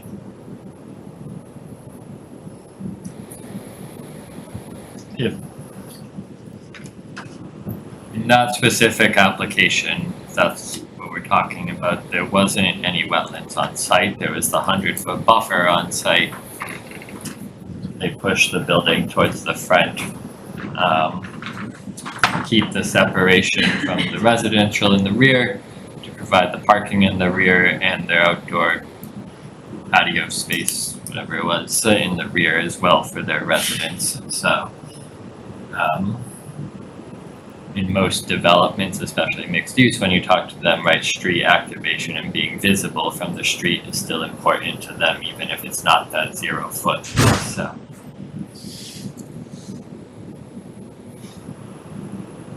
And do you recall, Andrew, how many units was that? Is that? That was 30. So that was 30? What? 30 units, about 30 units an acre or two, and what was it, 7,500 square feet of commercial we got out of it as well in it. So, and I guess, right, the difference here is we're talking about 20 units an acre? 25, yep. Yeah, so, right, and, right, let's not mix in the mixed use yet, but just from a purely residential development, right, we're talking about half the Right, less size, density. half the massing, right? Right, huh? Right. So, I guess, you know, for a 2-story building of that size on that space, I mean, we ought to be able to, I mean, that's gotta work, right? So even if, right, I'm not saying this would happen, but those, right, they're 10,000 square foot lots down just north of Main Street. I mean, just north of Summer Street, right? So that's 30,000 square feet, right? At 20 units an acre, right? Right, it's less than 20 units total. That's not that many units. Yeah. Yeah, You know, I don't think that's a whole lot to worry about. right. Like I understand what Sarah was saying about that particular development. I mean, it's a big parcel, and the density was different than what we're talking about in this proposal. That's a key point. What was the density of that one again? About 30 units. They came in at 40 units an acre. We negotiated down to 30 units an acre around Okay. it. And I know by right is the connotation, but there is still site plan review, which does require traffic study, which does require deliberation on the setbacks, parking, screening, access. I think that's a key point, that we're still Right. planning about talking about these projects going through site plan review. There still is a level of review and discussion about what's appropriate at the site. I agree. And with all that being said, I guess I would still advocate, and I know this might be disincentivizing mixed use, but I still think, right, having that control of a special permit for mixed use developments, because, you know, as Sarah said, like every single one of these parcels abuts, like everywhere in Reading, right, abuts a residential property, and it really is important, right, because the massing will get bigger with mixed use, that we have that control, or some control over that. So, I can support that. I'm just thinking about that last project that we had, a lot of the discussion and concern from the residents. It was the size, it was the massing, it was sure as the traffic from residents, but it was also like, what kind of commercial use is gonna come in there? And if it's a restaurant, then that has certain impacts for it. I just remember that that was an important part of the discussion that was had. Yeah, I think controls, right, that fourth story, maybe the lot coverage, right, is enough to facilitate mixed use with the special permit, and that we allow waivers for mixed use as well, as it exists, right, just adds to that conversation to be able to, where we don't do that for multifamily only, in this case, it helps facilitate those conversations as well.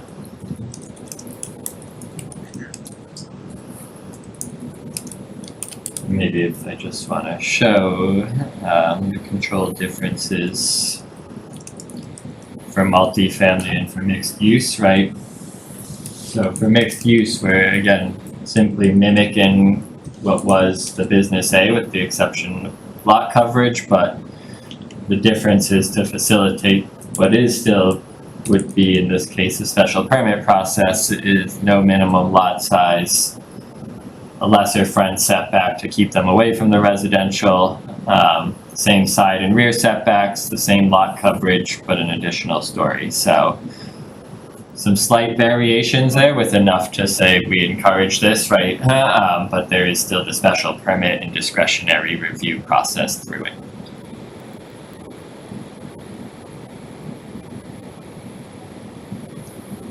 Proposing to change the business A maximum lot coverage from 60 to 70 as well. It's a good catch. We don't need to do that, no. I don't know why I was proposing that. It must have just been looking at mixed use from a previous bylaw, so that does not really need to be facilitated here.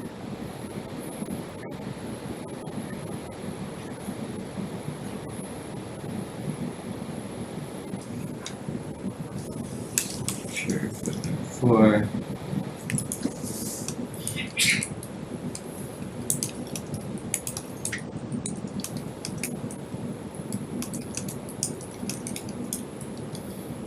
Just while we're on the table too, for clarity's sake, by adding business D in the other categories as well and completely mimicking the business A controls on them.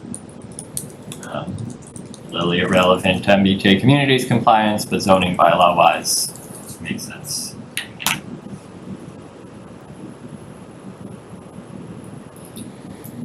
So are you saying you're gonna add D to business A, C, and D?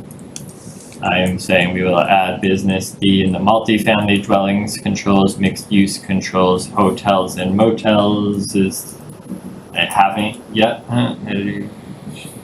we should, I guess, potentially other permitted uses, exempt uses, and that way business D, a new district is consistent in the table.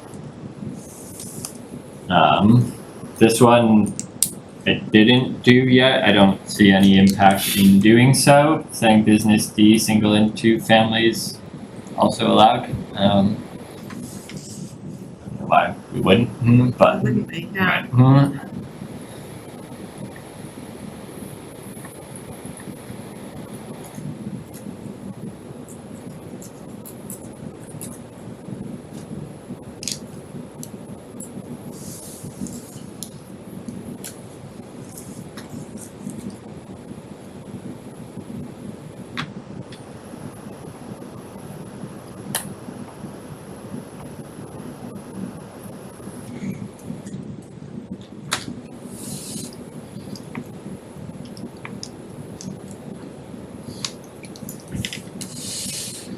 Is there any questions or comments on the controls for either mixed use or multifamily? I do want to highlight up here, additional controls. This is where the FAR comes into play, right? We either simply don't write business D district into this, we delete this, or we write in business D and look for a 2.0 ratio to lot size. I know that's 3 different options I'm throwing at you. And we also have the landscape requirement of 15% of the lot be landscaped area. up in this section as well.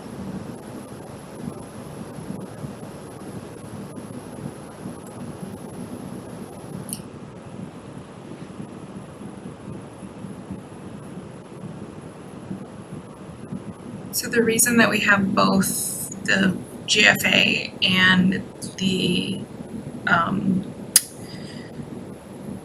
unit capacity is like, why do we need, like we said earlier, we don't exactly need both. You don't. So Is that trying to limit it more by using both? it does try to limit it more. It doesn't really But in reality. Right. The need to get to 2.0 regardless is like a way to facilitate, but it's not necessary. So we could simply just not write business D district into this clause and we don't have to do anything to it. That's what I would advocate. That seems. Yeah, that seems the easiest, in some ways the clearest. Mm-hmm.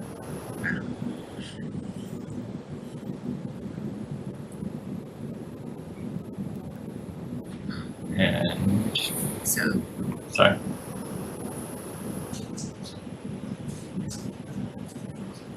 right, that's it. As we think ahead to town meeting, is the proposal to actually highlight all these changes and walk through them? Or at least identify to the participants what's different?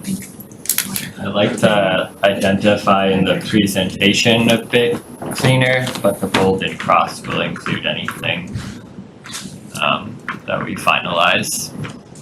And we do generally scroll through it.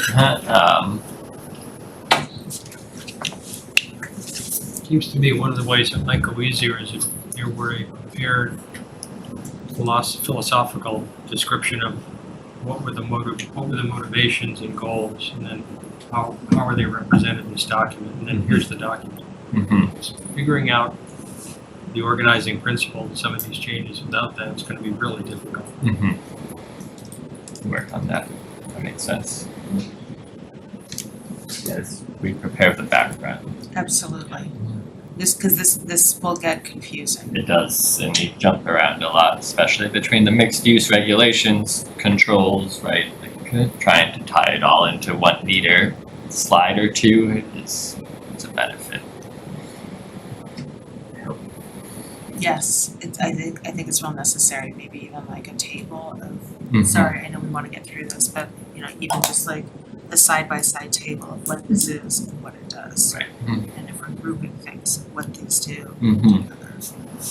I have a question about the landscaped area. Yep. Wait, are we past that? That's right. It's just where it is on my screen. I'm also just thinking about, what's the average landscaped area now? I'm just thinking about reducing from 25 to 15, which I understand that we might need for business D, but will that cause ultimately problems or resistance if we're changing it for all of the areas all of the other areas as well? I believe the So- project that was just approved was about 15%. That mixed use project at Main and Pinevale, near Main and Pinevale.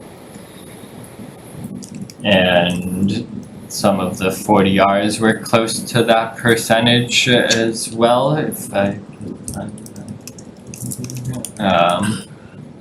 6, 11, 6, 18, 12, so it felt like 15% was closer to what we're seeing in the developed world, and that at least the 15% on that acre parcel led to a decent screening plan and some front landscape and street trees.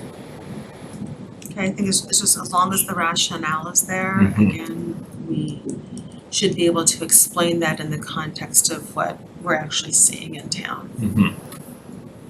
Well, I think I might go a different direction, right? Because we, and I don't remember this, but we must have provided a waiver from the 25%, right, in business A for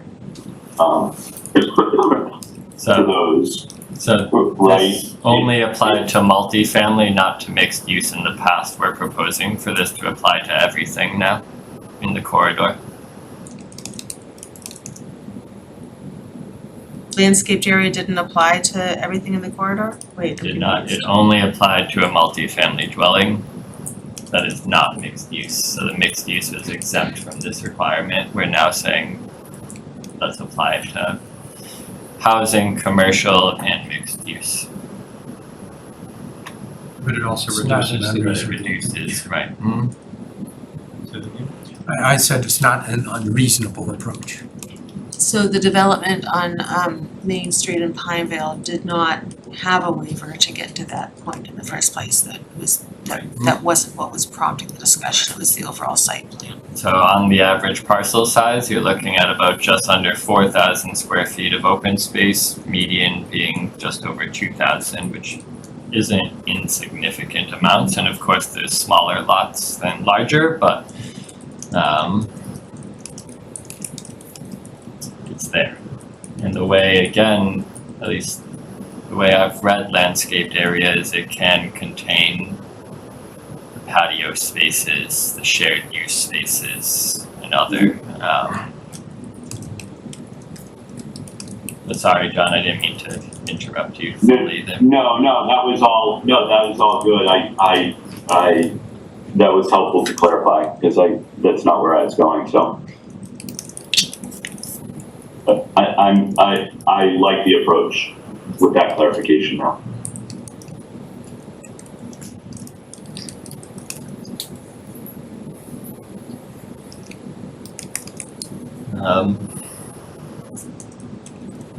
Trying to think in terms of housing specific, before we maybe jump to mixed use. The only addition, I believe, for the housing use was the inclusion of section 5.7 inclusionary zoning regulations. Where we would again be looking to apply affordable units to both housing uses and mixed use when we get there. And what we've been approved for to date is up to 12.5%. And this works in a bit for projects that are 13 units or more. And this works in a bit of a wonky way, and this is maybe where the technical level of MBTA communities gets too technical, because having the approval for 12.5% is good for us to round up units that range from 0.6 to 0.9, right? Call it, if you have a 16 unit project, rather than one affordable unit, we can now get two, because we can round up. 2 out of 16 is that 12.5%. 2 out of 17 is less, 2 out of 18 is less, so we can get there. What we're proposing is that if you're 1.5 and below, you have to round back down to one affordable unit, right? So a 14 unit project rounds down to 1, because how the math actually works out is that's closer to a 14%, right? If you go up to 2 out of 14, it's closer, it's above 12.5%. So we can't round up every decimal, but we can round up some decimals, if that makes sense. But in all cases, 12.5 gets you better outcomes than 10. Yes. Yeah. So in the line here where it says 10% of dwelling units, 13 or more shall be, why 10? So that kind of works out, right? Because Works to our disadvantage. if we say 12.5% of, right, 13 units, You either need to say 12.5% rounded down right, exactly, at all times. Right. Or this odd thing between 10% for some and round up for- 12, right? Right. So, right, so you either 12.5% round down on every decimal, so you don't exceed the 12.5%.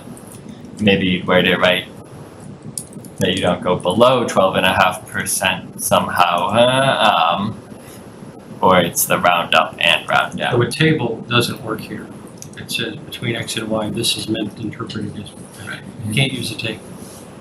You can use like standard rounding rules where, 0.5 and below is down and 0.51 and above is up. That's pretty much what we've done. But it's, yeah, that's what we've done. Well, what? What's the downside? I don't get it. Nothing. There is no downside. You just have to work out project-wise, right?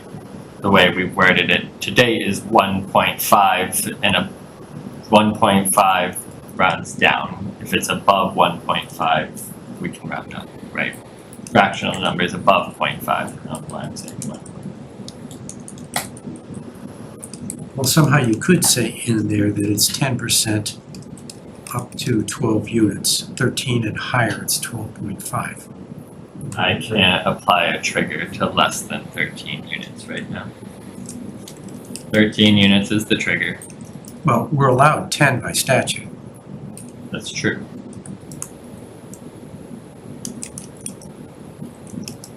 So we could say, 10% up to 12 units. And 13 and greater, 12.5. That's a table entry. Right, kind of. Right, so you say you couldn't do that.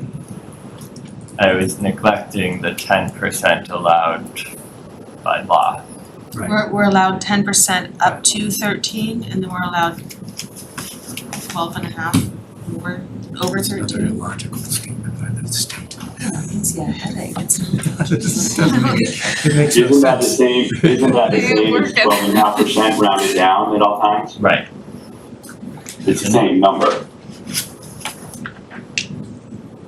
Right?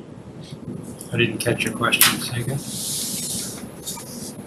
Difference. 10 up to 13, 10% up to 13, and just 12.5% rounded down. If it's And- rounded down, if it's 12 and a half and 1.5 gets rounded up, it actually gets you to 2. So if you change your rounding rules, so anything at 50% and above goes up, you actually pick up another unit at 13. Or sorry, at 12. Right. So if you're making a slight change, it's not earth shattering to say, anything above 50% is 50% and up is rounded up. It's not earth shattering to do that. It's easily explained. It's logical. And then 12 and up gets you 2, and the next break point must be 24. What they should have given us would be 12 and a half, period, across the board. Well, we can have 12 and a half period across the board, but we still can't round up. Like we can't have. So it's the roundup, you can only round up after, okay, Right. after You 13. can round up to 12.5%. Right, so if the sum total of 12 and a half times the number of units ends in 0.5, rounded up, is that kosher? Only if 13 and above. Right. Well, only at 16 and above now. Am I doing my math wrong here? The 12 and a half times 12 units is 1.5 exactly. What I'm saying is that becomes 2 under this new scheme. Right. But then if you do 2 out of 12, right? 2 divided by 12 is 16%. That's above what we can do. Is there a reason You we can never can't do a have, table you to can make never this have more than easy? 12.5%. I see, even it's a if you hard round limit. up. It's not just a calculation, it's a Right. hard limit. It's a All right, hard got it. limit. It's a hard limit, yes. Got it. Is there a reason we can't do a table to illustrate how the numbers play out? No, we force people to do math every time.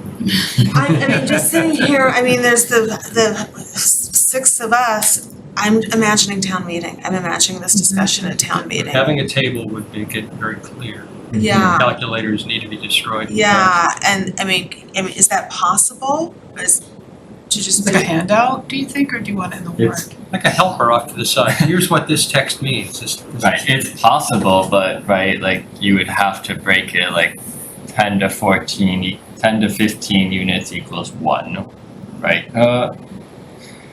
16 to 20 equals 2, 21 to 25 equals 2, right? So like it would be However- That's what we're trying to explain to ourselves and explain to people anyhow, Mhm. right? Right. Yeah, I think that's fine. Yeah, I think that's fine. I don't, that's doable. I think that would be awesome. Yeah. That would be. Do I need to do it And I right now? think even in future, no, you don't need to do it now, but even at like future use of this bylaw, to be able to say, okay, rather than Do having you want this discussion. table in the bylaw, or do you want the table as a supplemental, on a slide or supplemental The information? meaning of what 12.5% is not clear, I just tripped onto it. I thought it was the 12% was a multiplier times the number of units, and that was your answer.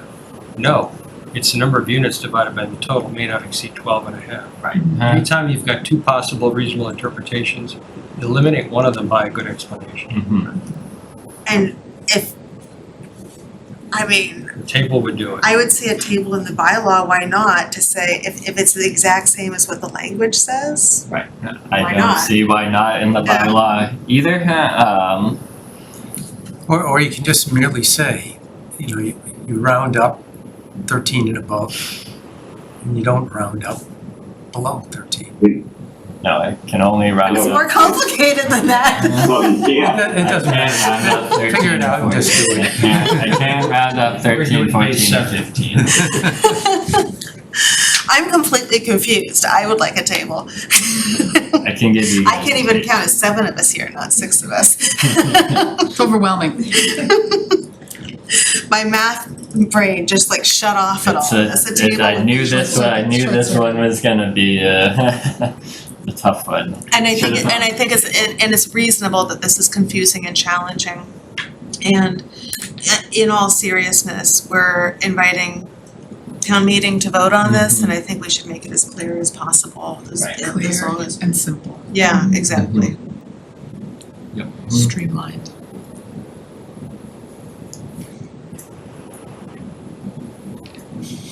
Okay. You could do it. Yeah. So, You could do All right. Excel plus So and we're plus. good on yes, the Yes. language, I think. Yes. Yes. Okay. Yes. yeah, Plus table. Question. Plus table. I don't think we need to write in business A right now, given that the high lot size doesn't, it's a separate discussion, right, business A, we don't need to go down that path. I don't understand what you mean. We're I just don't talking about either. business A. Now we're talking about business D. So when you say we don't need to write in business A, what do you mean? It's a separate geography, it's got a higher, I'm happy to write in business A, at the Well, same rates, but. Oh, yeah. Go ahead, John. right. As I read it written here, right, the proposal was to include in business A these affordability, Was, yeah. units. Because right now, there's not affordability requirements in business A. Correct, not for multifamily only. I would say let's do it. Okay. When I was reading through this, I saw that as a benefit of doing this. Okay. Yeah, the strong benefit of doing this is we can now consider, not that we couldn't have considered in the past, but right, as we look at other zoning districts, continue adding inclusionary zoning regs to the bylaw. Yeah. Can I also offer kind of a footnote about language when we get to the town meeting presentation, is I notice among a lot of people, inclusionary zoning is kind of a technical term, that people take it kind of colloquially, like exclusionary, exclusionary, and people kind of, I've noticed people triggering and say, well, we're not excluding people, so maybe use kind of, these are the affordable housing requirements, just use plainer language as explaining that. Okay. I'm gonna move up towards the mixed use regulations in general. Can I ask for a 5-minute recess so I can run to the restroom? Yes, please. Thank you.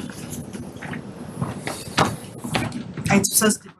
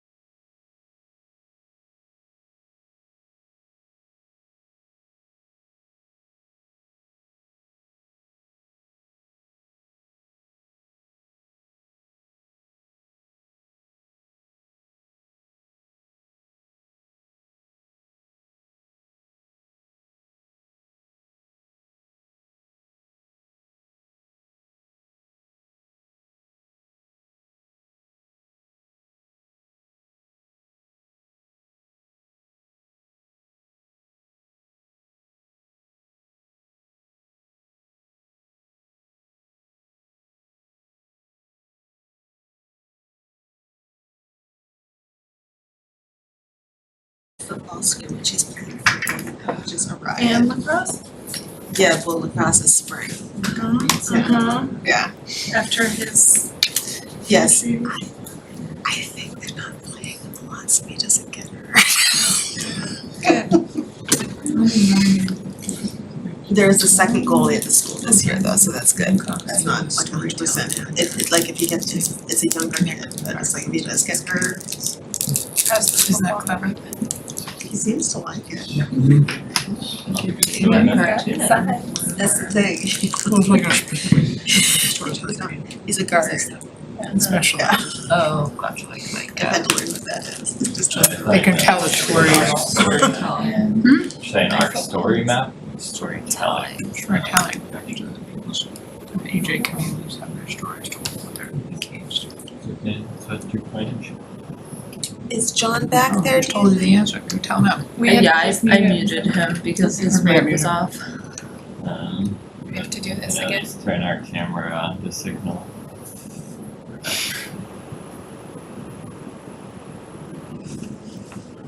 You have to do it on the thing. The mics in the room are also muted. There you go, you did it. You did it. One is don't tap on it. There we go. Be back.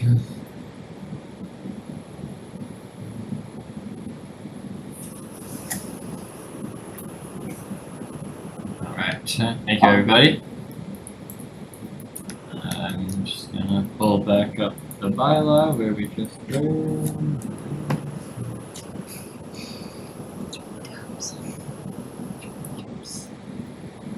Are we at a point where we should ask the public if they have any comments on what we've discussed? Probably give me 1 second. Just to finish these controls, for everybody's awareness, there is a definition added of affordable dwelling unit, past the blessing of council. It's a little technical and I'll just show it to you real quick. I saw that and I have a comment, not on the definition itself, but I'm wondering if we can call it an affordable unit. And my reasoning is this, is that we throw around ADU all the time, meaning accessory dwelling unit, and pretty soon we're gonna have to be dealing with accessory dwelling units, and at that point, that will get very confusing. And I noticed in the language, you could probably do a search, at least the version that we had the first time, sometimes in the language it was called affordable dwelling unit, and sometimes it was called affordable unit. So if we just call it affordable unit throughout, that will prevent confusion later. I have no concerns. With that, and I will double check for consistency. Yeah, just have to do a search on that. Yeah. So mostly just close out the the multi-family regulations here, just so everybody is clear for parking. We are maintaining the existing 1.5 spaces for multi-family uses in town. That will apply to business D as well as every other zone that an apartment dwelling is created. I would like to retitle this to multi-family dwelling. Agreed. Thank you. That is the definition we have, and we're also simply proposing, I don't know why zoning would be specific to rental or not, so. Right. Great. I'm gonna jump up to the mixed use regulations where there's some changes, and again, these mixed use regulations do not necessitate change unless we desire them. They are out of compliance sake. We just wanted to flag them for discussion as we make housing potentially more practical in the district. Do we just want to look at these real quick to make sure mixed use is keeping up to speed with that. So I am going to delete this clause here because we've, I think, elected that it will remain a special permit. Just make that clear.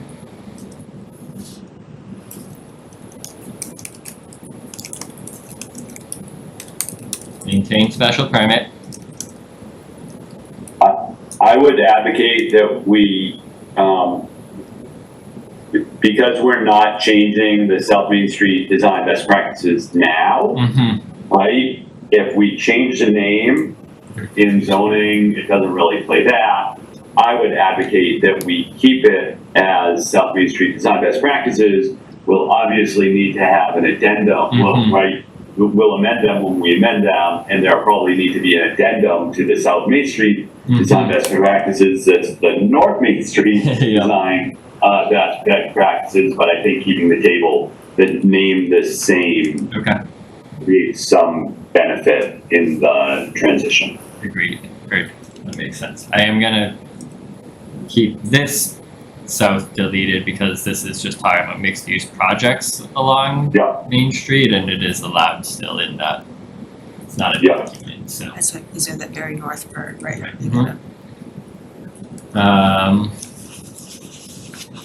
Only running through this quickly, no changes to 5671, which is really some exceptions for setbacks that aren't in the table of controls that we looked at, mostly related to corner lots. Allowing a 5-foot setback from both streets, maintaining that, and that if they provide a shared parking arrangement, they may have a 0-foot setback from that property. You know, those may warrant discussion, but they've existed. So, proposing to maintain. What we've proposed here is similar to the DSGD of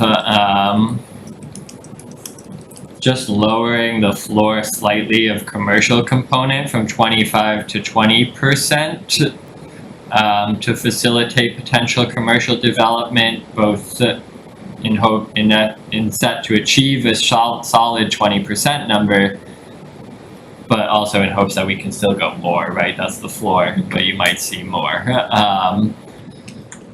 And what we've added below is the ability to waive the commercial percentage requirement. It actually was only waivable if you were keeping an existing tenant before. We'd love to be able to consider the possibility to just waive in general if a project makes sense and makes use of its space and has good commercial space that we see. I do think setting a floor so development is clear we want commercial and good commercial space, and that can generally range from 12.5% to 15% as a floor. Again, in most mixed-use projects we've seen downtown, it's about 8, 10, or 12% commercial, but that latest one on Main Street was 25%. They were able to do the 25%, so Okay. the answer is somewhere in there. I think with your deleting existing, we may need to do some work with the second part of that sentence, because it's not just maintaining current viable businesses.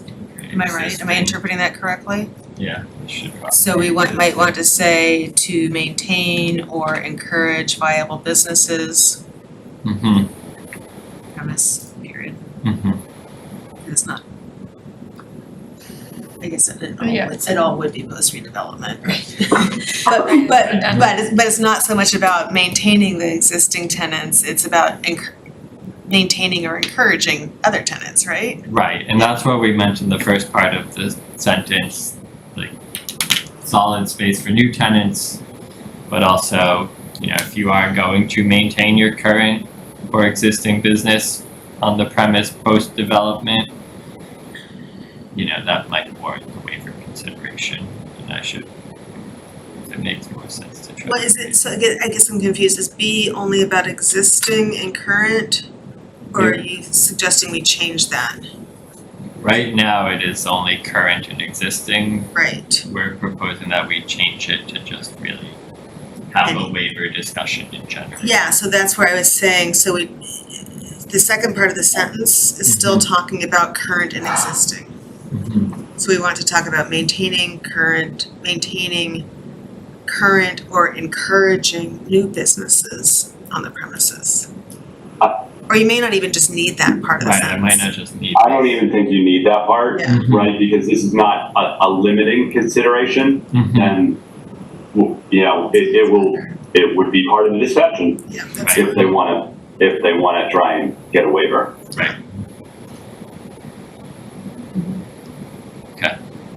Do the 2 percentages make sense? This can stay at 25. We want to push to that. We did hear during that process that it's a tough number, but it happened, so. I'm okay with the 2 numbers. I am too. I don't wanna have it be so high that it's prohibitive. I'd rather have it a little bit lower, so that it might be a little bit more appealing.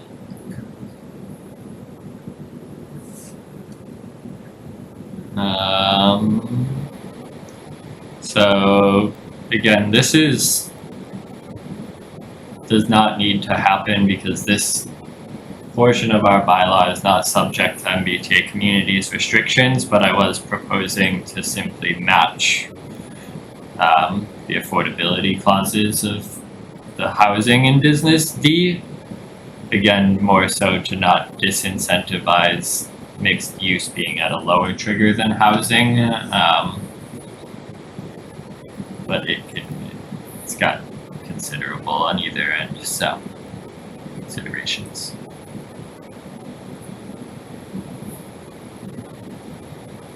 And in this case, not to belabor the point, but we'll round up every fraction. Right, here we can round up, so it's less confusing. Right.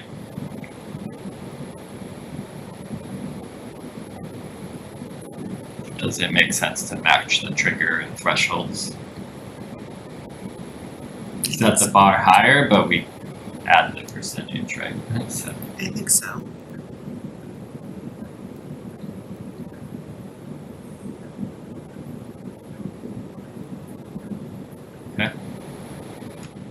Thinking. I'm just gonna scroll down and see if there's other changes. I don't see the need to adjust parking for commercial. What does anybody have thoughts on it? We can. While we're here. And then this language is re-clarifying. It used to say we won't waive the commercial. What we're saying here now is we won't at all consider the waiver of the affordability provisions for mixed-use projects in these areas. That would be the mixed-use bylaw.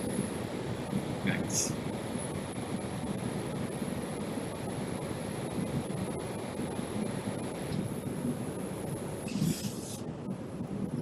All right, so there's a lot there. It is. Right. Comments? Any comments there in the room? Folks? Questions? There is a comment here, but John, please come up here to the Sorry. podium.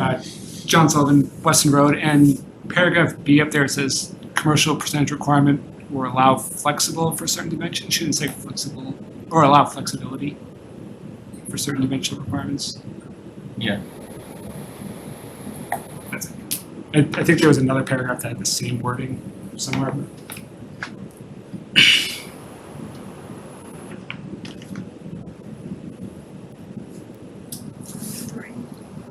I don't see any other hands here in the room. My only observation is where most zoning bylaws are typically concentrated into new sections. This is much more diffuse. Just from a how do you get through it in reasonable time is top of my mind. Because every change is a conversation, and why did they do that, and how does that fit? What did they tell me 5 minutes ago? Presenting this, you have to think carefully about how to roll this out. I agree. It's why we're, even in this case, trying to capture one geography or specific topic at a time, right? Downtown, multifamily housing, mixed use, like it is in a bit of different sections. The other thing is, to the extent there are amendments on town floor, we're also gonna have, whoever is presenting is gonna have to quickly comprehend the impact of the amendment on the overall other changes. You've been careful to put words in here and clarify, but on the other hand, an edit to one of those clarifications could have a ripple effect. Unless you already know in advance what that is. I think even more so for these than past zoning articles, that it's important to get across, first and foremost, that any amendment that changes the numbers really has the potential to make the whole bylaw moot. And if I agree, and a reason for, go ahead, John, sorry. Right, and so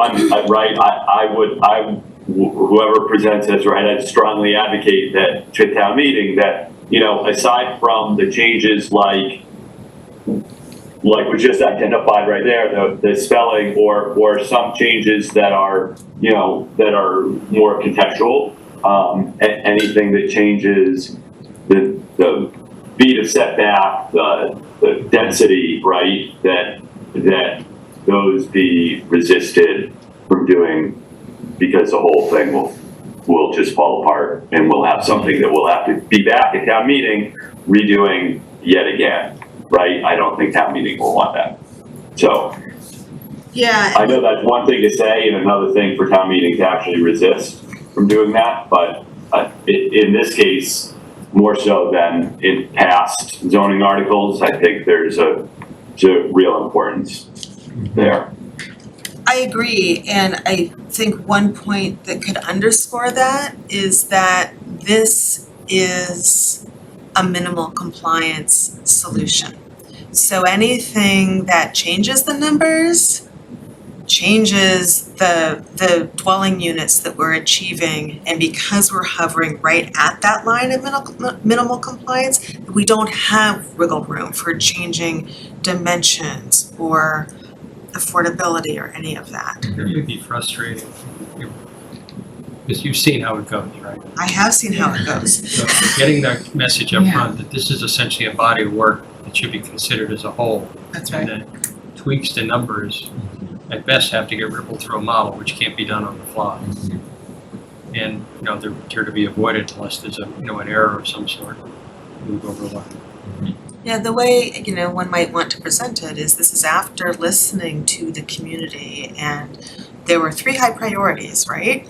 Minimal compliance, which this is, protecting single-family homes, which this does, and achieving affordability, which a town meeting really kind of urged us to do. There's been financial and staff investment in getting the approval to be at 12.5%, and this does that. So if we frame it as we are coming back, following the guidance and instruction of what town meeting gave us on those 3 high priority criteria, and this is a carefully calibrated thing, that might be our best chance.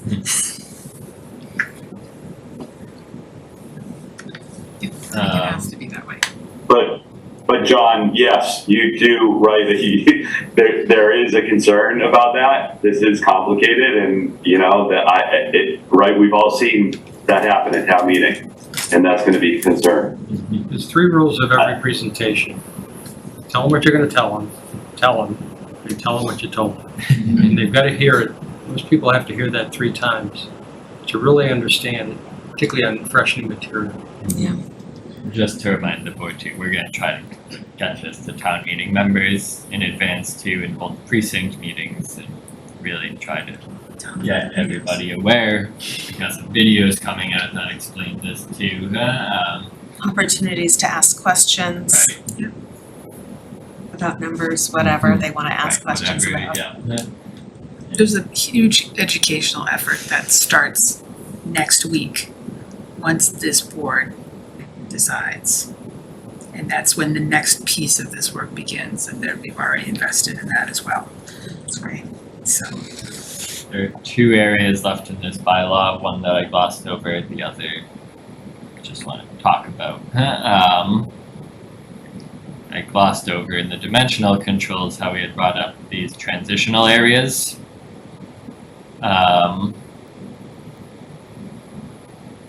This is simply, right, like distance from a residence district in terms of Main Street is adding setbacks to nearly every lot.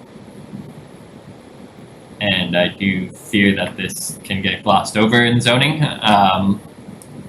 We did model it, but I would rather us simply prescribe the right setback from the beginning.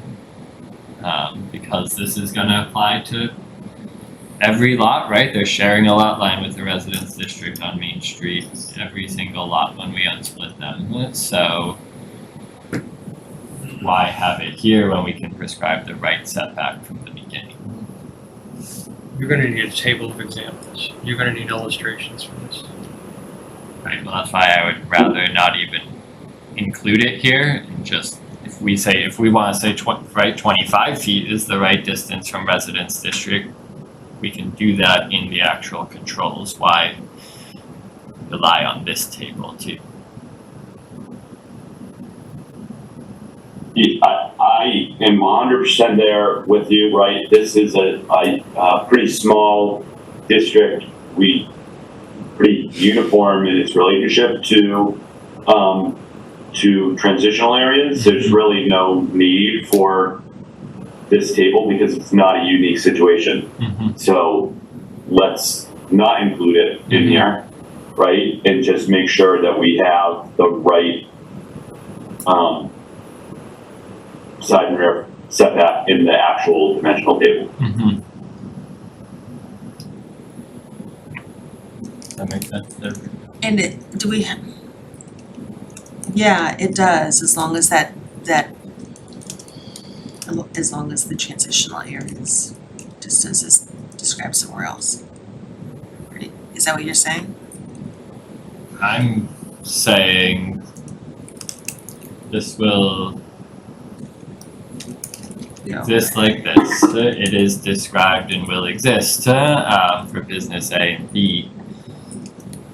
But we don't necessarily need it for D because it is Every property is in a transitional area, so we don't need to we don't need to separate transitional areas parcels separately because they all are. Right. So let's just make the table of dimensional controls appropriate, right, instead of creating this weird layer like we've done in other places.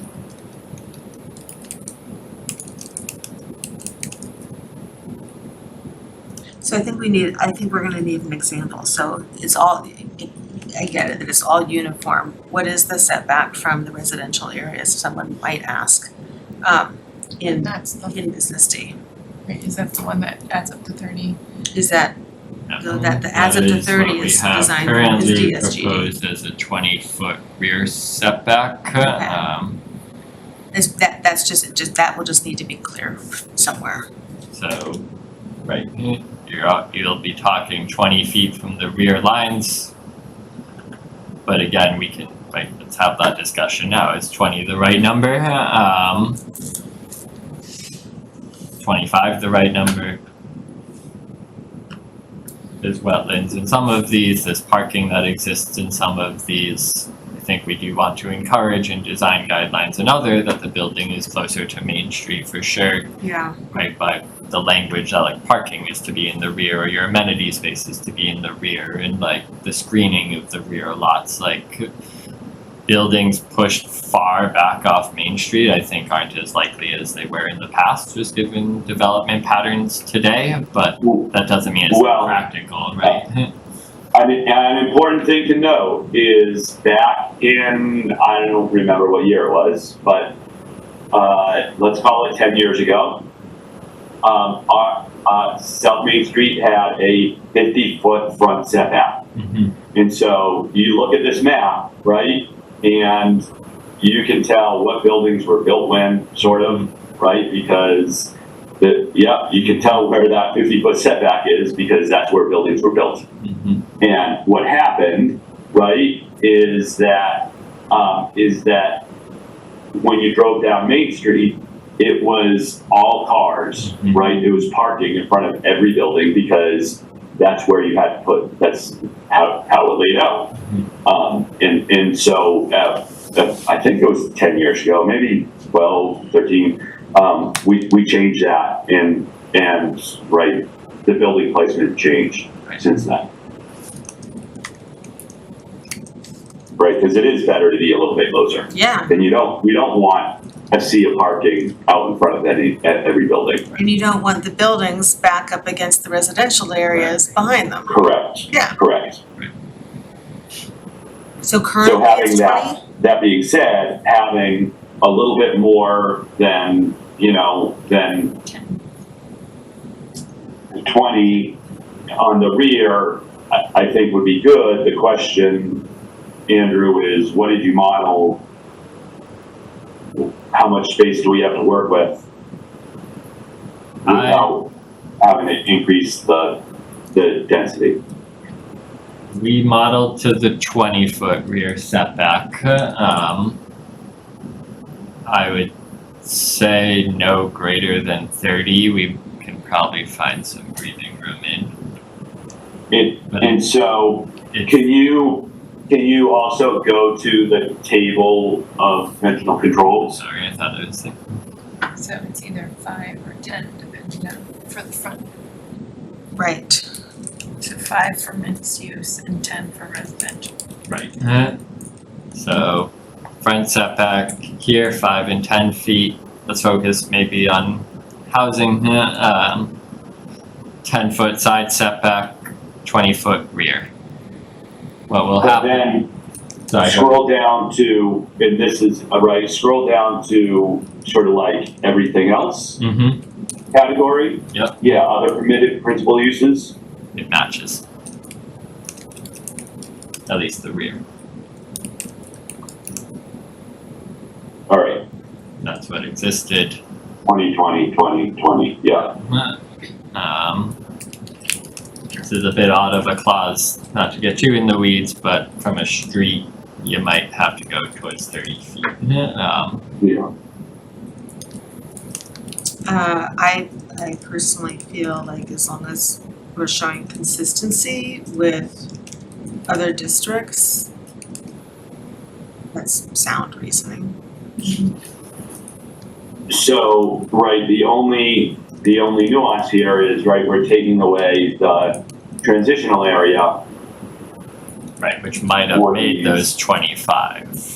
which would have made those 25. Right. And so, right, if we're calling everything even, because we don't have the transitional area, we know these are all would have been transitional properties, the rear setback should be 25. Yeah, okay. Get behind that, for sure.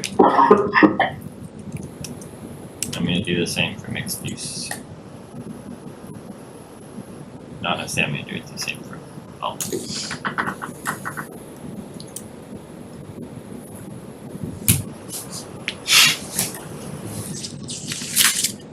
You just change that value, yeah. Yep.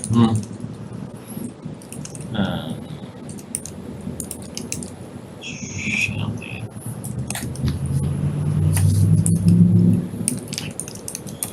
Okay, that makes sense to me. All right, and then did you have one other? The one other was just that site plan trigger applicability, and as I was thinking about it today, I was like, maybe I'm thinking too hard about this, and we're fine. But I was mostly cautious about how C was going to apply to multifamily housing in terms of a change of use, right? If an existing office building were to change use to multifamily housing, right, it's not necessarily an increase in gross floor area. Could add parking though, but it would no longer, but it's not a special permit. Trying to make sure we capture multifamily use, either conversion and new development, but more maybe specifically the change of use as that becomes more commonplace building codes progress and incentives for those conversions at the state level, more so in Boston, but who knows how that trickles down. Make sure that we capture it, right, if necessary. I have a hard time, Andrew, really seeing with the building stock that we have in town, the change of use to residential, from a commercial to a residential, without some other substantial changes. It's hard to do, right? It's not a simple thing. No. And, yeah. Yeah. I think the one, right, the couple that we've seen that were changed from schools to apartments is probably the easiest change. Yeah. That makes sense. I tend to agree there. Personally, I wouldn't worry. The more I thought about this today, I was like, I think we're covered. I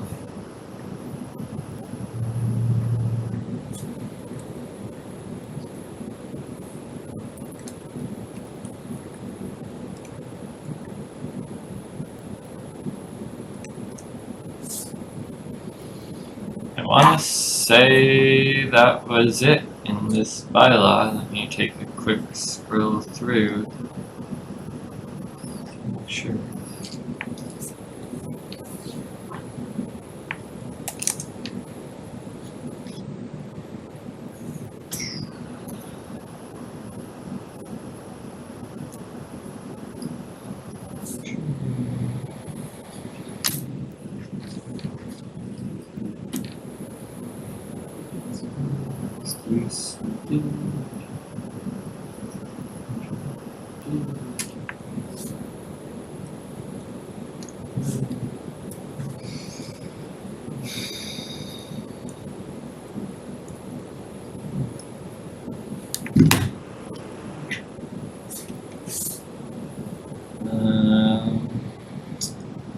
Maybe one thing I didn't mention is that this again doesn't need to be done. I don't think it's a major change, but I'm trying to make it more clear that street trees are to be provided. Can you zoom that in a little bit? Yep. Street trees be provided on development. This really is going to range across town for things that trigger plan review. Working with the tree warding, but virtually requiring a street tree for every 50 feet of frontage a development site has, and if they don't have, we don't have sidewalk, tree lawn, or other where street trees will fit, that the applicant will pay into our shade tree fund so we can provide trees elsewhere. This has gotten a blessing from council. So and conservation has similar regulations and other for their tree policies, so it seems to work. The tree warden was in favor of it, for sure, that he doesn't have to pay for every tree to go in. Makes sense for Main Street and downtown specifically. We require them on subdivisions too, trying to be more consistent here. Longer term goal is to more require sidewalks or payment in lieu of, but that's a different conversation and things need to get established before then. So starting here, wanted to flag it. If you guys are like, doesn't make sense, the language is wrong, we don't want to do this right now, we're only focused on compliance. Let's work in some trees. Yeah. I'm in support. Tree city. People seem to like trees. It's really a discussion point anyways. Yeah. Yeah, I like that, and right, I think it plays in with some amenity trade-off for a by right, going along with changing some things by right. The one comment I had on this is that, having an actual dollar value in there in zoning is difficult, right? Because you don't get a chance, right? When's the next time you're going to get a chance to come back and amend that amount? I would write it as, tie it into something else. And what I wrote was in my notes, instead of, at a rate of 500, at a rate consistent with MassDOT's current mean bid price for, right, we can pick a tree, maple, sugar, 2 to 2.5 inch caliper, right, which happen to go for $1,000 right now in MassDOT's. I was gonna say 500's even a little low. Yeah, so, It's cheaper for so, them themselves. you know, MassDOT puts in 2 to 2.5 caliper, we're asking for 3. Red maple is cheaper, it's like 800, and sugar maple is 1,000. But the reason why I suggest something like that is, right, like MassDOT updates that every quarter, right? So, you know, you won't have to go back there and escalate and worry about. I like that, yeah. It's back to an index, basically. I can get that language from you, John, or find it. Yes, yeah. It's a good idea. Yep, I like that stuff. And Colleen raised her hand on this. Hi, this is Jen Colleen, the owner of 12 Pineville. I was just wondering if there was any chance we could take a look at the language under curb cuts and driveways. I know one of the issues that was prominent in the discussions around the development near Pineville Ave and Main Street was incorporating 10 Pineville so that it would be an entry point, and I'm happy to hear that those multi-use properties will go through the special permitting, because that was really helpful for us. The language in here almost feels like it encourages developers to kind of create entryways from the side streets, and I know this created a fair amount of controversy for us and the developer, and I'm not sure how many other, side streets adjoining South Main Street might experience similar challenges. I'm just wondering if the language could be less encouraging.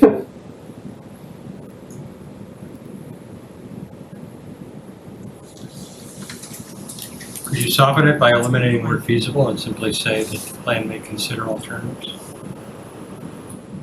As opposed to saying, Well, I think what she was saying here, though, I remember this, is that where it says even saying the site plan may consider alternative access from side streets, I think what we're saying is that we want to actually minimize access from side streets. In the Pineville case, we ended up doing that. I don't know how unique that was. there's 5 other cross streets in South Main, both sides of the street, so there's a fair amount of instances of this, so. Yeah. Maybe you say, maybe subject to a approval, so that at least the body has control over it, rather than having it by right. I think it's a concern for public safety as well, police department, so many ons and offs from the main street. Right. I can completely understand where it came from in the Yeah. first place, yeah. And a lot of those existing developments have, right, those curb cuts on side streets. Pineville is unique in trying to tear down a single family home, right, to build similarly. Yeah. With the one at Starbucks, you enter from the side street. Right. not from the main There's street. ones to Knollwood. That's not working well No, either. that works terribly. And I mean, parking lot is it might disaster. make sense, right, to stop it there and say limit on Main Street, and even if that means 1/2, right, on Main Street where practical, or side streets if practical, but at least maybe if you want to consider removing this language that says side streets. I don't know. if Just that- to kind of remove it as Right. Silent, then it's silent, then it's a Yeah. discussion. Right. Yeah. Okay.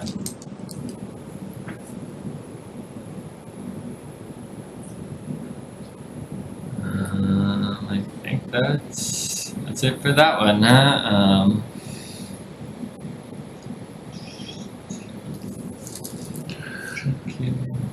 All right, on to the next.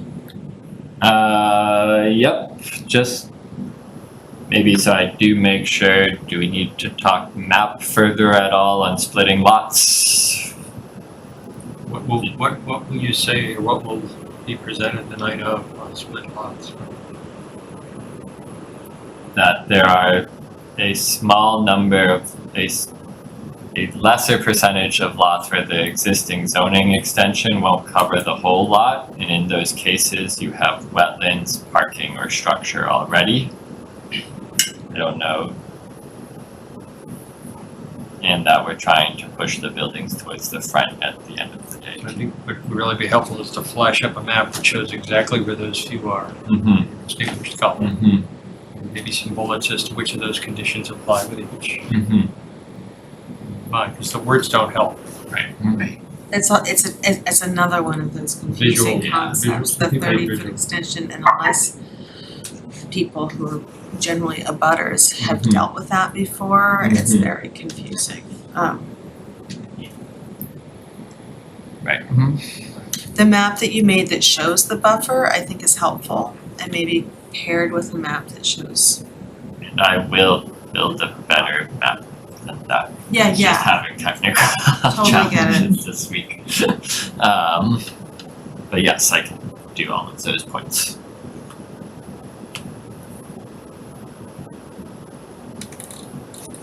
Okay.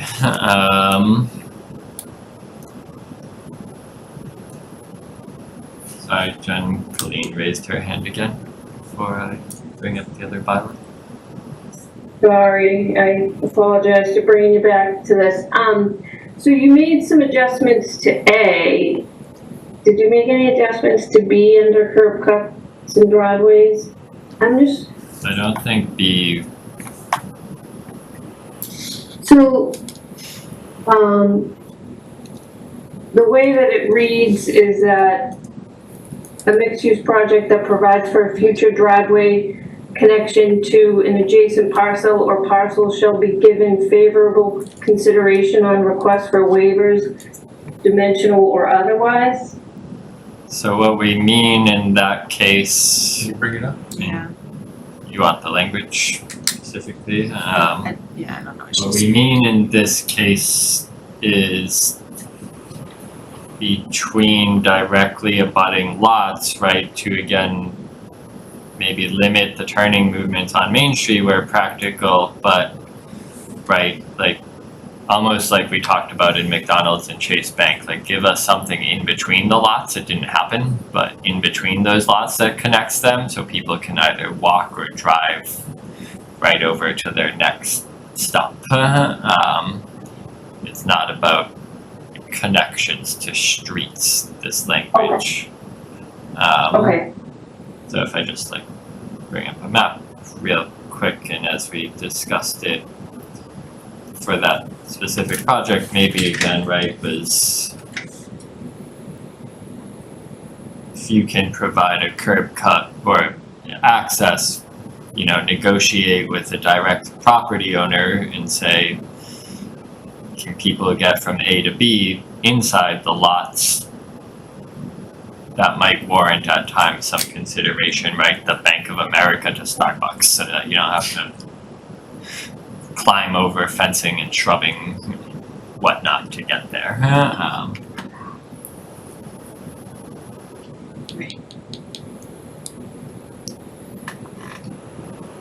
Jen, did that maybe help your concerns?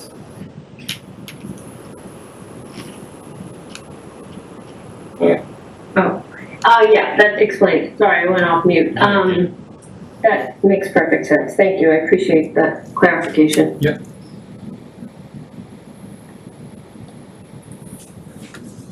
Okay. I'm gonna bring up the A80 bylaw. Nearly everything we've talked about, or less, is the same. The only difference is, I can do this. I should just share the screen here.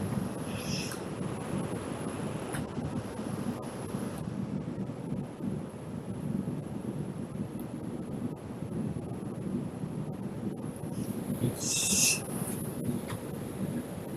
So I'm similarly not gonna do anything to the site plan triggers. I think we're fine here, even maybe more so in this case. We had the definition of affordable unit, which I've changed to affordable unit, not affordable dwelling unit. We're not doing anything to mixed use regulations or other regulations, so we do not need to change anything in the table of uses, because as you'll see, right, with the intent here, that multifamily is already allowed in A80. We don't need to change that, of course. It's by right use in the apartment 80 district. Not going to change mixed use in this case. The inclusionary zoning is the same. We can provide a table. The intensity regulations is where things start to play out. So in a similar manner, what we have existing is an FAR limitation of virtually 1.0 to lot area. We did model it and it's fine, so this is not a necessity to remove, but in a similar vein where we're now prescribing a density limitation to apartment 80. I didn't think this was fully necessary, but it models out and it works, so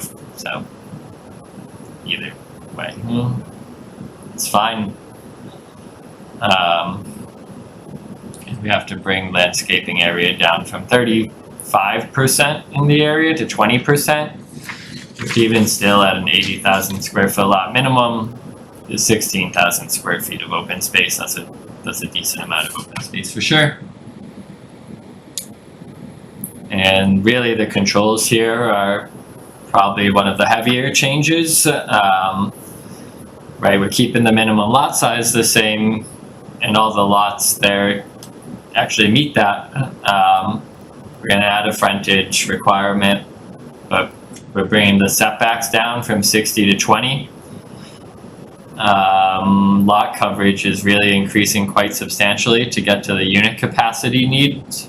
We are actually reducing height, in this case from 60 to 45. Some of those buildings exist over that 45 limit already. Does that say lot coverage goes from 12.5% to 70%? That was really a necessity to model to the unit capacity. A lot of those structures, at a quick look, I don't have decisions for all of them, and even if they do, they might not have detailed lot coverage, but they're existing anywhere from 12 to 25%. So, because they've gotten special permits and 40Bs, so they exist over that, but they don't exist near 70 for sure. Is it to say if you left the height at 60, the 70 would drop? That would be considerable, yeah. One way here, rather than have the intensity of the land be boosted, 60 is already on already the reference standard. Just leave the 60 alone, adjust the 70. You could do either. I don't know exactly how that one will model out. Well, here we've done both. Well, here you've lowered the height, right? If you want to keep the height and lower the lot coverage, it should work out consistently to a degree.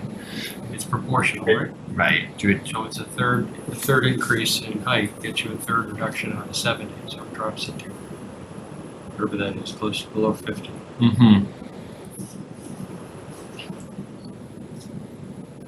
I would add though that that I think that an important thing here would be the required rear yard.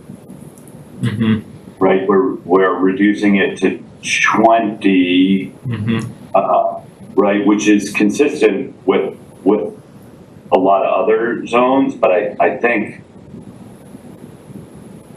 in this context, like trying to goose that up to 30, right, because that's really the impact here. For sure. Get augmented, right? with by right development is it's gonna be placed, on the edge next to the neighbors. Mm-hmm. So that's the component that I would wanna make sure that we're, good on. But John, I agree, right, like, reducing the maximum lot coverage, but keeping the building height the same seems to also make sense. Right, so make 2030 and make the other changes we discussed. Yeah. I would say necessitating potentially some increase in lot coverage. Yeah, it looks like. Yeah. I mean, you certainly can't do it at 12.5%. Right. And keep the model the same. We'll have to do that offline, I'm guessing. I'll aim for the 30% area. Might give or take some.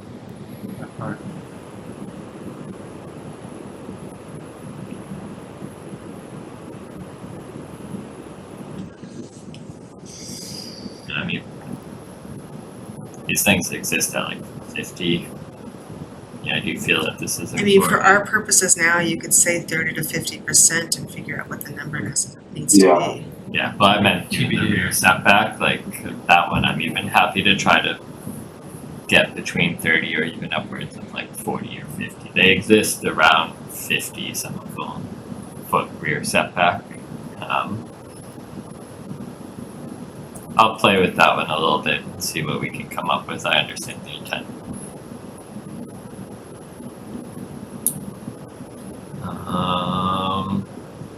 This is the density limitation in A80, 30 units per acre, just like in the other bylaw footnote.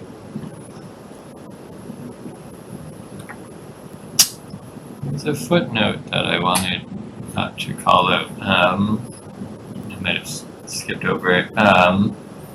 Same street tree requirement, I'll look at that per John's comments.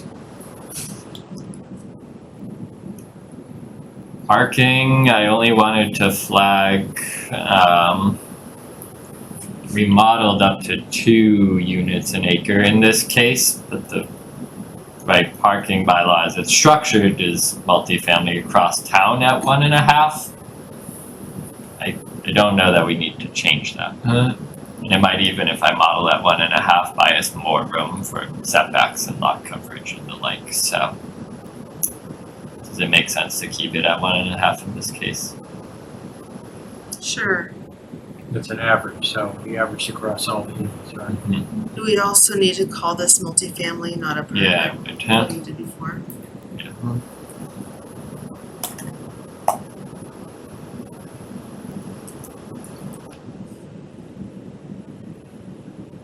Do we have any idea what those are now in terms of parking?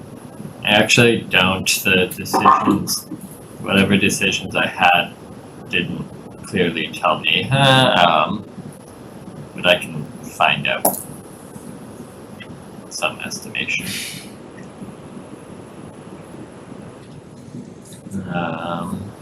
Oh, this is maybe where I was We need to footnoting. zoom that in again, it Yeah. somehow zoomed out.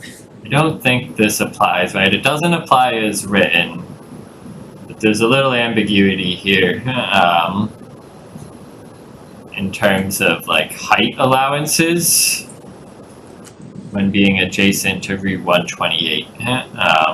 So higher is allowable, closer to 120. Right.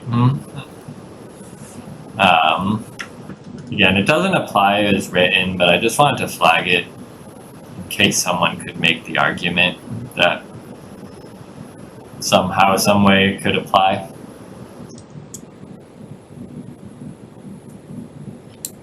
Yeah, I don't know how that could happen, I don't know. right? I mean, right, none of these are,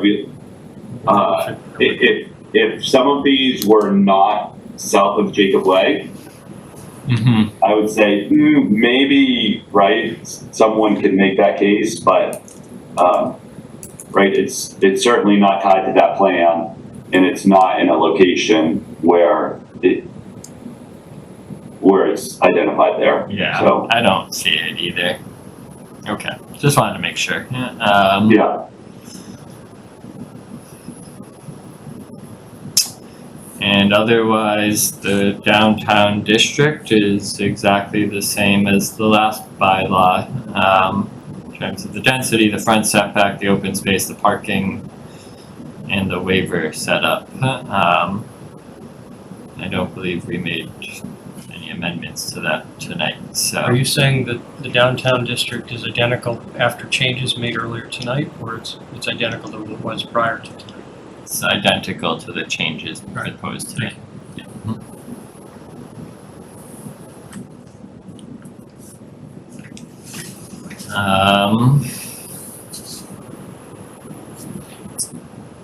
That leaves us with, I guess, what maybe remains as the discussion of bringing both or one, or where are we at? Do we need maybe even another hearing to think more, model some of that A80 stuff out? How to proceed, I guess, so. In an email earlier today, I think you gave us some feedback that you got was from the town moderator. Correct. Want to review that with us? Sure. I glanced at it maybe while I was not supposed to be looking at my phone behind a wheel, and I saw it, but not clearly. So in town meeting, you can only do a reconsideration if there's a procedural defect in the vote, right? Something is procedurally wrong, and then you can do a motion to reconsider. You can't build a reconsideration into your vote. The concern the moderator has is that the two bylaws are similar enough, and you've stated it, that, well, if this one doesn't work, then we'll have this backup one. And it's effectively baking in a reconsideration. So you can't do that under town meeting. How is it a reconsideration if it's a completely different question? Like you want to buy 5 bananas. It's the same thing. It's still a reconsideration, even if it's a different question, because it's effectively a reconsideration. Well, it's not, because it's two different solutions, right? What we just said, what we said here is that these don't, they hang together as a unit. So you have two completely different things that would be voted on. They have overlapping pieces, or a overlapping piece, but like half a leg is still not useful, right? The only common parts that exist are. I'm not following you, John.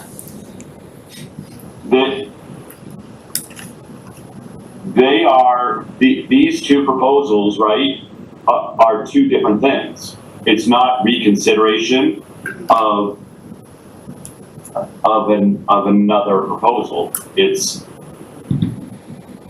a completely different approach to zoning. I think the objection, John, is that in both proposals, the downtown smart growth district is included. And the point I would make is yours, which is that it's included in both, is not relevant because it's part of an overall proposal, and it's the proposal itself that's different.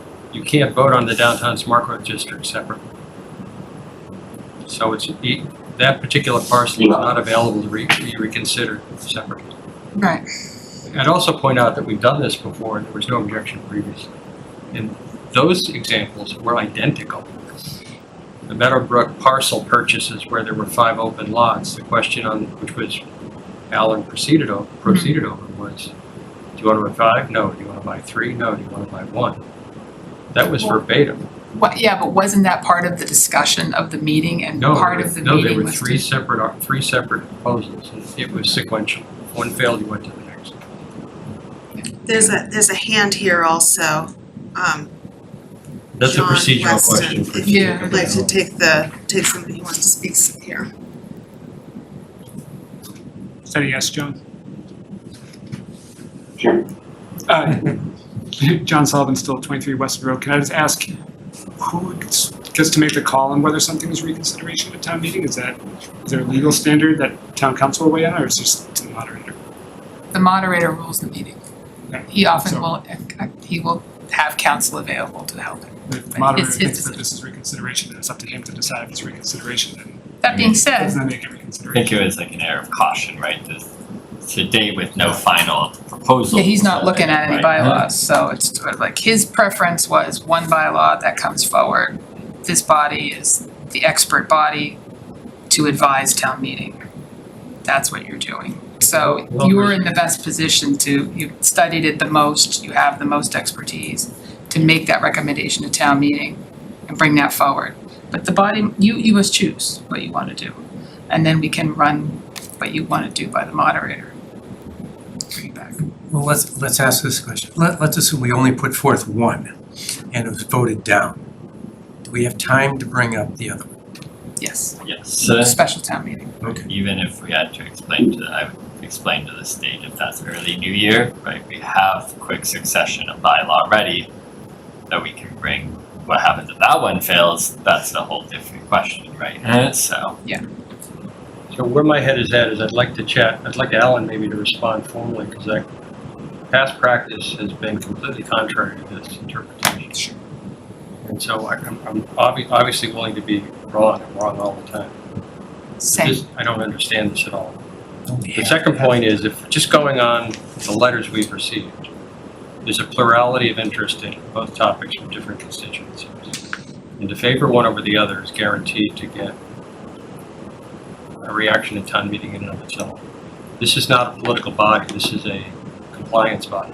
So it's not in my opinion, it's not our judgment to guess what town meeting may and may not want. That's why they're elected by the voters and can be removed by the voters. My sense is it isn't our job to vote on behalf of town meeting, but they can hear. I would agree with that wholeheartedly, John.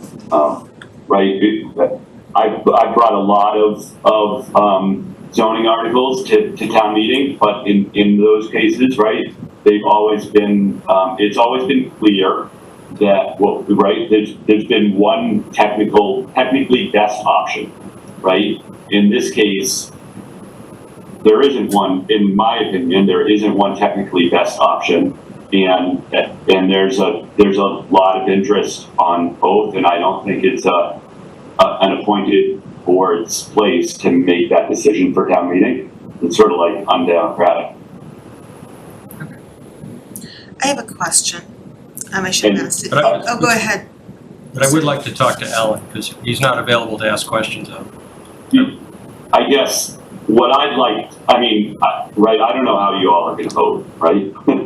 But what my preference, and I guess the issue about the 880, still the numbers being a little flux, is so, I'm gonna say too bad, but what would be good is, right, it's one thing if we recommend to town, right, articles to the warrant, and then town moderator says, no, this absolutely can't work. There's still a way to pull that back before it gets to town meeting, right? Or cure the problem. Between now and in November, right? If he says, no way, this can't happen, like at least we have the ball rolling. I agree, John. I'm more worried that the opinion tonight may be taken as an ironclad response and not a whatever deliberation was made. As you said, the bylaw language wasn't in front of them. It That's can't be. right. We're doing it tonight. That's right. Yeah. So my biggest fear is that casual reference may be interpreted by some as an official opinion. And I don't think that's. I don't believe it could be. So I think at a minimum, we would like to get the moderator here. And potentially town council on the matter of, that if it comes down to a matter of how it's written. So we need to close the warrant on Tuesday by 8 p.m. We don't have to have the final language.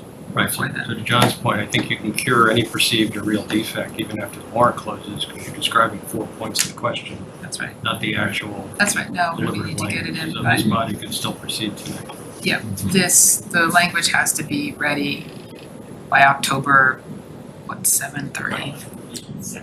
7 or 8, ideally 7. So, what then goes into the warrant on Tuesday under? There's a placeholder for the topic. Oh, There's yeah, one just a article placeholder. as a placeholder. Yeah. So, But I can also give the draft bylaws too. Does there need to be 2 articles though? I mean, because we're talking, this would have to be 2 I separate Would say articles, where right? both are going, 2 separate. It has to be 2, that, but if you vote tonight, we can change that for the warrant on Tuesday, if we vote tonight on what? on 1 or 2 articles. Okay, so, yeah, so the one vote is like, are we doing 1 or 2 articles? And then, okay, what's the content of those, right? What do you want to bring forward? And then we can consult the moderator with the language.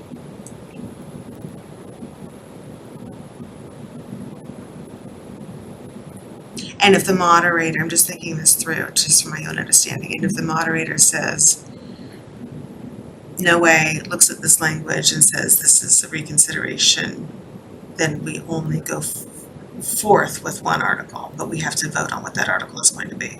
You have to pick one. Yep. And he may not, based on, the experience of Mr. Arena. Yeah. He may look at that and say, no, these are 2 separate. And you had some discussion last time on Monday night about doing like an A or B in 1 article. Or doing the 2 separate articles. If you did the 2 separate articles and the first article passes, then you just motion to indefinitely postpone the second article. which Yeah. We've done a bazillion times. Exactly. Yeah. And I'm thinking about that Meadowbrook one. It was extraordinarily confusing for all of town meeting. It Which one was that? the Meadowbrook. Meadowbrook parcel acquisition. It was really confusing for most people involved, except for maybe the people who had crafted the motion. But the operative point was, it was crafted, it was blessed, and it was considered. I'm not passing judgment on how, it was confusing, but it's even more identical. A, B, and C were identical, it was only quantity that differed. Anyway, let's, it's outside the scope here for tonight. Yeah, but if we're bringing both, right, like. There's Moderator, some we just questions here, and I have a question, just for my own understanding, on kind of key differences between the proposals, and it's just, sorry, my head is jumbled. The A80 proposal, we went through the bylaw very quickly, does that bring any more additional affordability? Did we work in affordability to that one, or is the answer no? So should the gazebo, circle, summit, towers, summit, terrace, whatever they're all called, ever be torn down and redeveloped or add units? You'd see some affordable units there.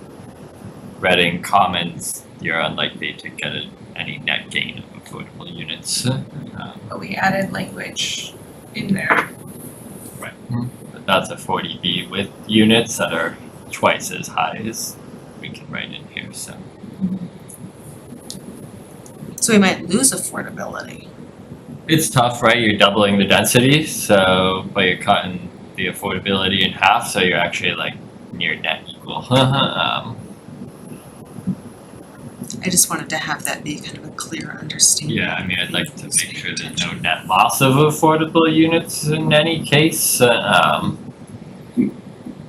right, in your answer there, Andrew, your presumption is that, that you actually doubled it. any development on those parcels, is results from a tear down of an existing, That's true, Right. yes. like, which I don't think, in my opinion, I don't think is necessarily, Right, they could simply add units and thus they trigger. could just add units. Yeah. And so if they add units, right, because they're not now a 40B, they would be by right. Right. Yep, And- that's fair, yep. And in that case, are they adding? In that case, yes. They'd have to add 12.5% affordable. I think that's also actually important for folks to understand that are paying attention to this, that the higher density that is with this allows for more units to be added to the existing development by right.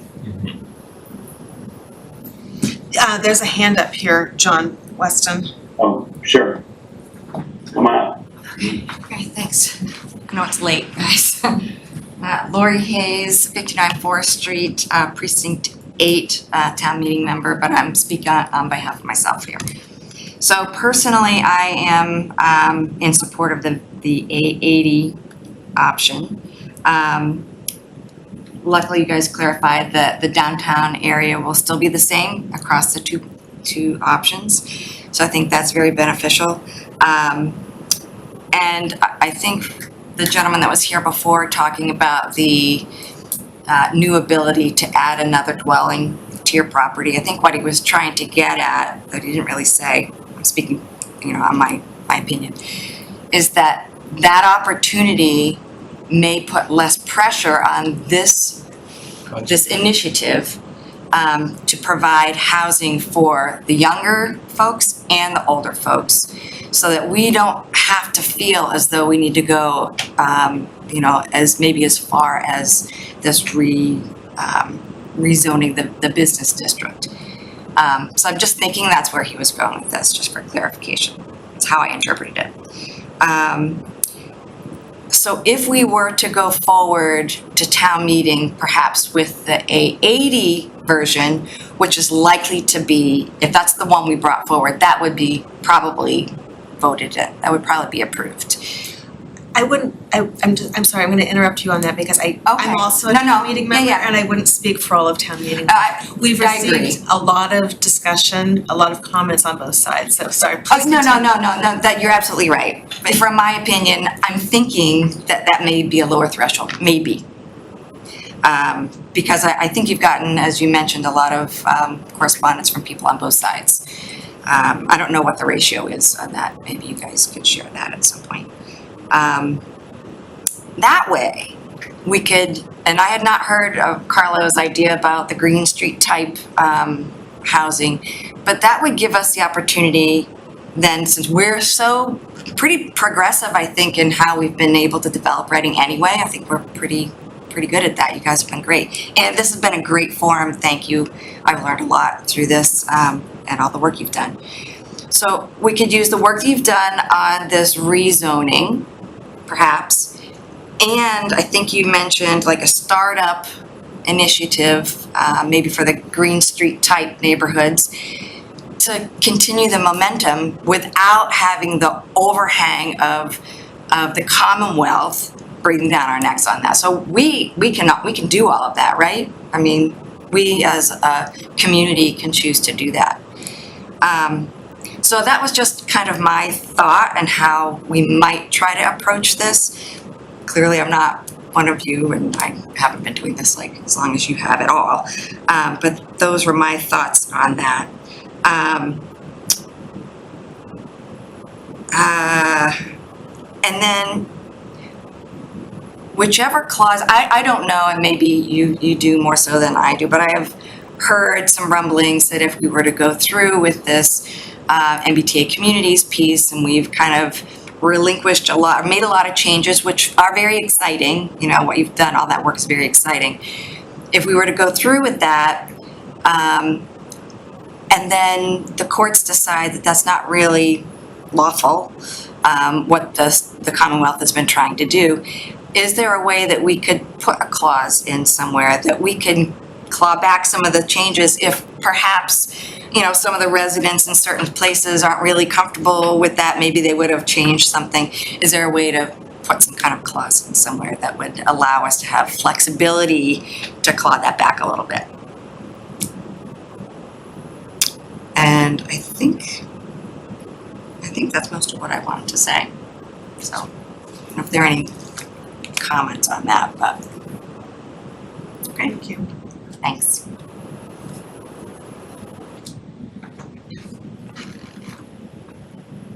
Any comments on that? I mean, I would say if there's any changes in 3A, we're undoubtedly going to get asked to relook at our zoning, both by the state and the community, and amendments. Yeah. If that ever happened, was If 3A were struck down for some reason, we could go back to town meeting and remove all the changes or something like that. There's another hand here, John. I don't know why I'm telling you, but why don't you come on up? Yeah. There are only a few people in the room. It's not like there are a ton of people here like it was the other We're night. not the smart ones. Should be home. Chris Calabrese, I'm at 17 Denver Drive. I have one question, I guess, just on the two proposals. I guess my understanding is that the state hasn't reviewed like whatever's final. Obviously, we don't have everything. You guys don't have everything that's finalized either. Between the two proposals, the one question would be: is there one or the other that is more likely to be accepted by the state, so we don't end up passing one, or do you guys view them as kind of similar? I don't know if you can, or if you can't answer that. I can't really answer it. I'd say they're similar in their possibility for acceptance. Okay. And then the other thing is just listening to the discussions before about bringing the two proposals, maybe just a comment here, with that Main Street option, going through all the details, right, and the work you have ahead of you to be able to inform town meeting members, get everybody to understand what's going on.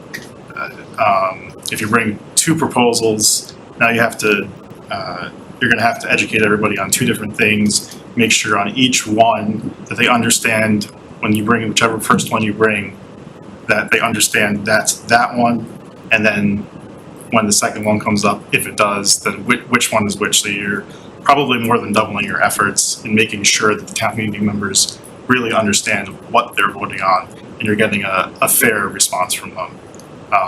And I guess I'll say my preference would be the Main Street option, just to, there's not a lot of people here, so it's not a good sample size, but That's we'll about, throw it out there. Yeah. that's about And representative of the comment.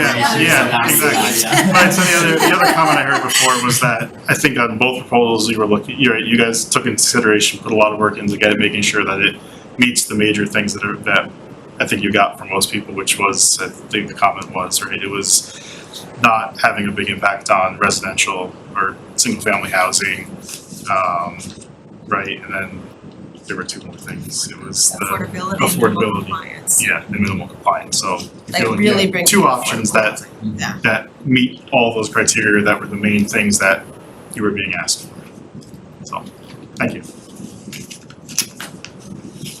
Thank you. John, come back up. As long as we're all here.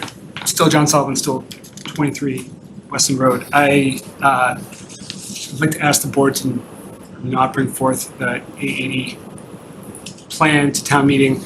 I understand that there's, at least from Monday, there was a desire to make sure everybody's voices were heard, but I would like to remind everybody that way back when we started this, we did a survey, 700 plus town residents, and they told us what they wanted to see in this plan. We developed a plan based on that feedback. It got pushback. We decided we actually, we need to come up with a compromise plan, something that, nobody's gonna get everything they want, but we need something that everybody can live with. We're gonna come up with one plan, and this is how the sausage gets made, and that's how this process normally works. And then, we've been developing, I think that the plan is pretty good. It's, again, not everybody's gonna get what they want, but it's a good plan. And then at 10 minutes to midnight, we're like, actually, we're gonna add a second plan, which is exactly the opposite of what those 700 people said that they wanted way back when it started. It's, instead of small neighborhood scale developments, it's just big developments far from downtown, when we said that we want stuff in and around downtown. And I hope that you guys will think about, like, if you were one of those 750 people that filled out the survey and you saw the survey results online and then you saw the plans that are getting brought to town meeting, do you feel like your voice was heard and listened to in this process? Thank you. Thanks. That's all the people. All right, great. I've got a suggestion. If the suggestion is we first need to decide what we would put forth, we can decide that first and second. Then there's a time where the moderator could come back and tell us what the moderator thinks. And then it goes either up as 2 or goes up as 1, whatever the moderator thinks. But we first have to decide what we want to put forward as 1. Oh, so to Alternative first one, choose alternative what- one. Yes, yeah. Yes, choose the one. Okay, and then let the moderator, say whether he would accept 2 or 1. Go from there. What, Yeah, we have to decide which one goes. no, We have to decide which one goes first. Yeah. wait, I'm not sure I'm on board with that, right? We need to get, presuming, right, what I'm hearing from this board, right, is that there's an interest in the potential of having 2 on the warrant. We need to get 2 on the warrant now, right? It's easier to take away later than it's impossible to put one on afterwards, right? So get 2 on the warrant, have the discussion with the town moderator. If he says, no, you can't have 2 on the warrant, you can only have 1, then we need to convene to discuss which one we want to withdraw. And I That's think just I agree with you, John, but Right. that's just postponing the thing down the road more. So we don't have, you really don't. And in either case, don't we need to decide which one we put, if we were to have 2, one needs to go first. One needs to be the one that's debated and voted on first. This second one would then either be tabled or then taken up. Yeah, I think that's the process that we're talking about, so, because the vote isn't going to be, hey, town meeting, choose A or B. Oh, right, It's a yes yeah. or no vote. Right. Yeah, that's right. yeah. The only counter to that is if for some reason the moderator's feedback has a bearing on how that's structured, you may want to hear that before you form. I have no problem with one going before the other, that's fine. But it may also be that casting that up front as part of the vote closes off an option that would otherwise be open. And I'm talking about things I don't understand, which is pretty common. But procedurally, he may have to structure it in a way that we don't anticipate tonight. Can't envision that. I don't know enough about, I know, we use town time, not Robert's Well, we have a rules. town meeting moderator expert right here too. Alan It's not our trained town me to meeting. be a moderator, but I've done it many fewer years than him. I mean, maybe if the moderator is in one of these districts and not in the other, then that creates another problem, but. No, he's not a town meeting member. He's not, he's Not really.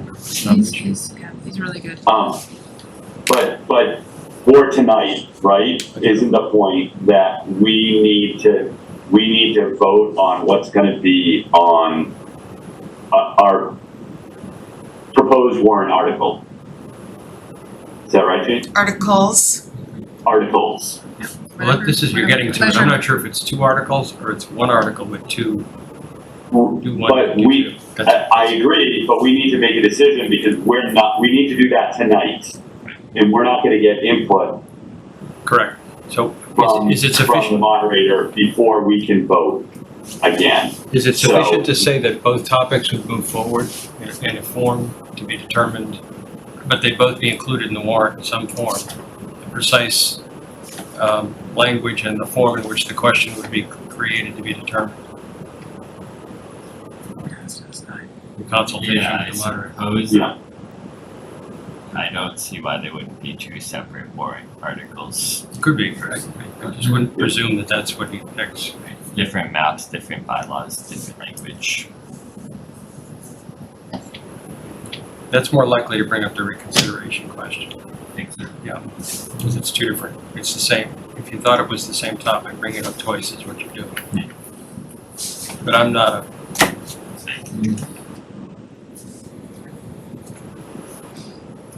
Right, and like our intent too is still to engage town meeting members before town meeting, and like if part of that is building confidence in a proposal, right? You know, like what makes sense, 1 or 2, or is it just understanding like both proposals? We can do everything, but like again, the intent is that nobody's surprised to whatever comes to town meeting. Want everybody to be well informed of it. If there's 2, what the differences are, you know, the affected areas, that kind of information, so. Heather, we just have a hand up. Oh, please come up. I was starting to think about, I wish we'd written what the motion was gonna be ahead of time. I've been thinking that all night. What do we? Lori Hayes, 59 Forest Street. This is just a quick question because I think I heard that in A80 that it promotes a lot of large developments. And maybe that's, I guess my question is, I think part of it is an overlay of what's already there, correct? But how much then is still like in play to develop? Like what's the difference between what's already been developed and? I think that's the big question, right, on the A80 developments is that, right, they're what we're doing is proposing, or we would be changing their density allowance on those properties. They're not built out to those, right now. We know they're considerably lower. They would be by right. And so, it's a matter of dollars and cents, right? At least the Archstone, right? It's owned by JP Morgan, right? So it's all about dollars and cents. So yeah. I look at that site, I could imagine a place for another 40 units, which I think is what would be allowed on there. I think it's actually probably not too hard to fit another 40 units on that space. The other one, Summit, right? It's a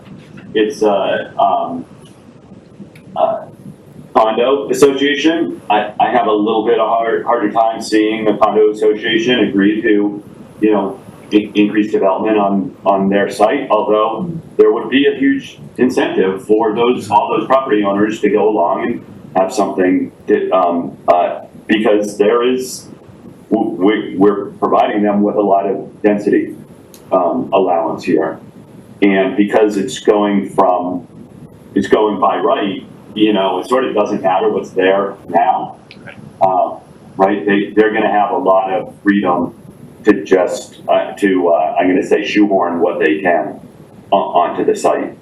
Because remember, what we've just said is that in order to comply with the law, we have that their maximum lot coverage increases dramatically. So things that aren't built on now will be able to can be space that isn't built on now will be. Yeah, that's the part I didn't know, like what part hasn't been built on. It's not just, when people call it just the existing development, it doesn't limit it to the existing development. It gives tremendous leeway to add more development at those spots.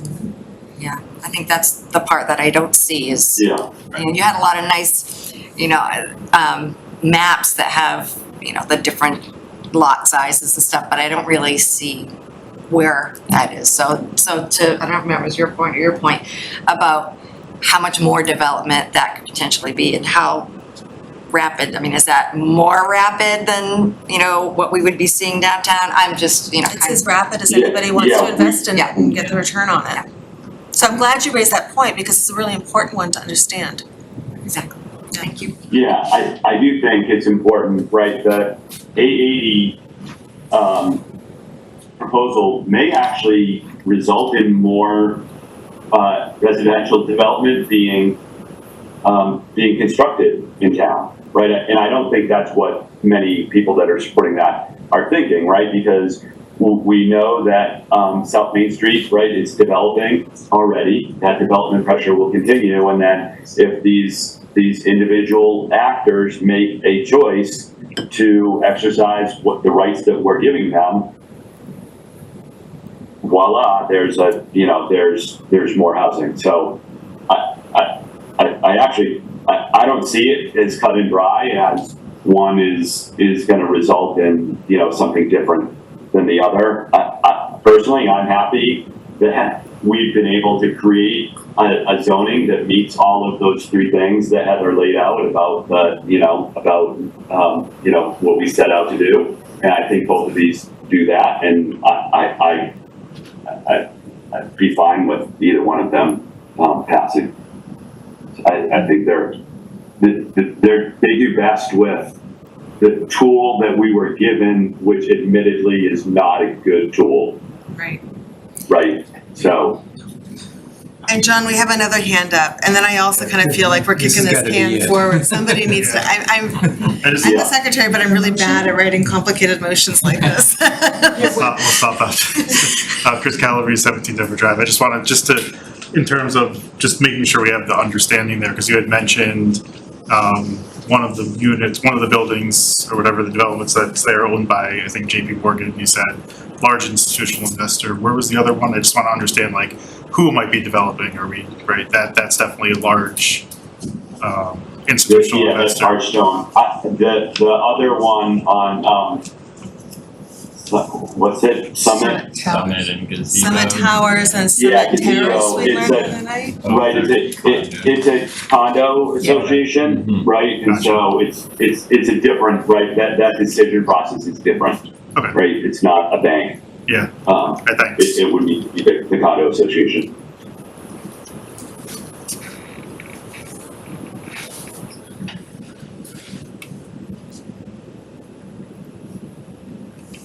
We have a proposed motion.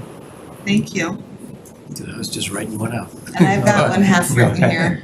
Motion to bring forth two alternative proposals for MBTA communities compliance to town meeting.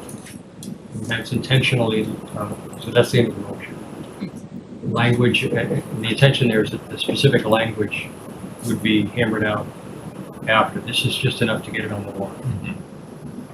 As presented. Sorry? You could say as presented. This Well, evening. as presented tonight. Yeah, as presented. It's fine. You're not done with it, so we're still gonna make this.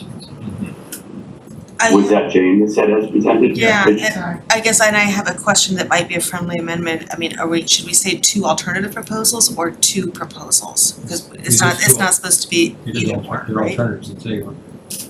Yeah, right. But we're bringing forth two warrant articles is what we're, It's not clear that there would be two different warrant articles. It might be two alternatives.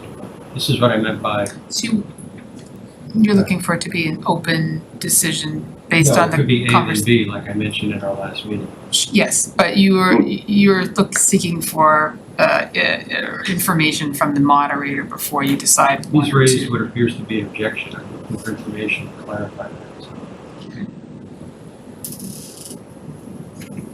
You may have something to say about the better way to construct it, that's all. I guess my question is, right, to Jane, in that, right, we're not gonna have another meeting to be able to amend this vote. And B, would a motion, a vote like that provide you with the information that you need by, is that tomorrow, the next day, Monday, for the closing of the warrant?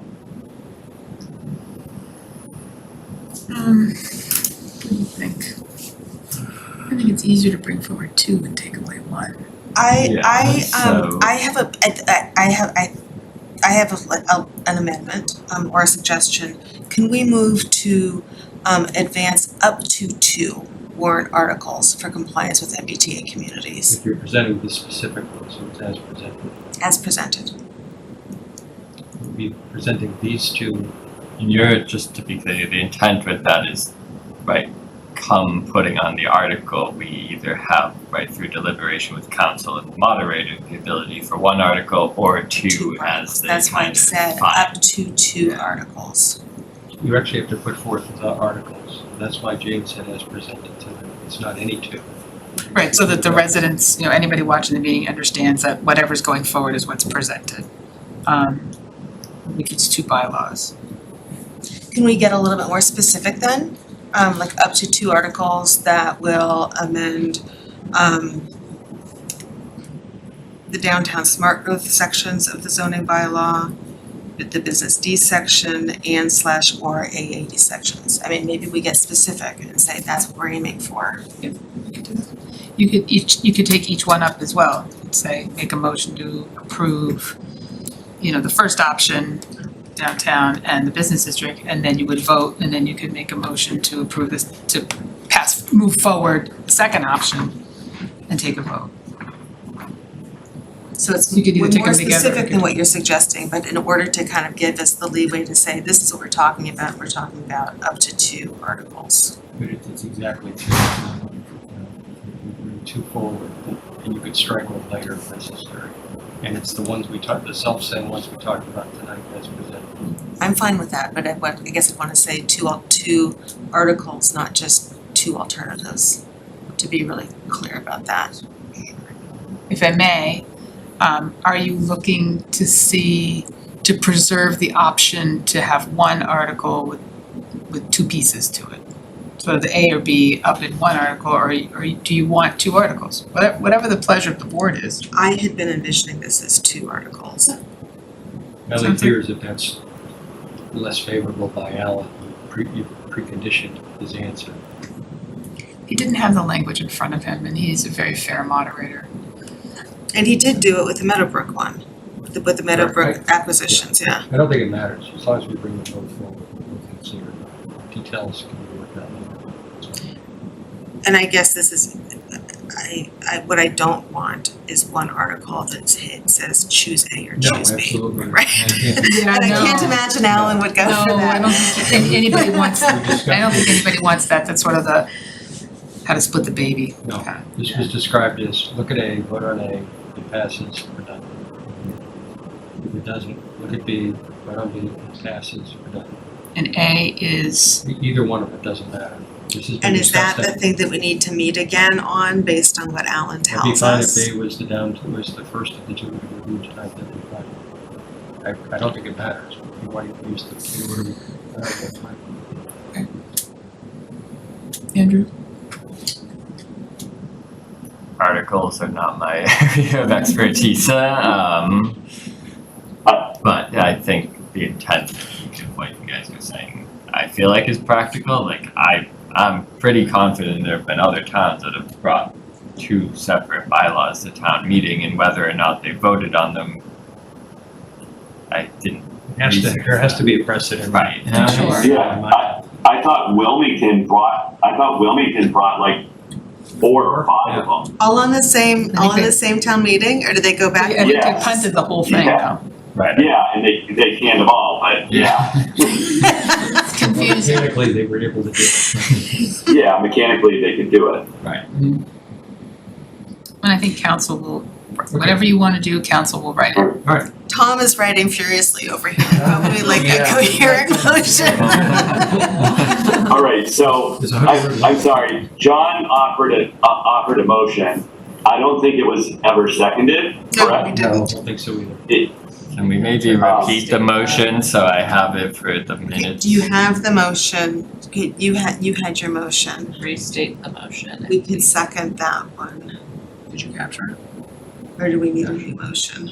Well, if it's not seconded, you don't. Yeah. Right. And then I tried to put Dies. in Heather's things, but I can't do that. This is the sausage. Love sausage. It's good with that. I have his original. No, he didn't get a second, so. And I had said something like a motion to bring forward up to 2 warrant articles to town meeting to comply with the MBTA communities law. And if that's sufficient, it'll be sufficient, or I had said,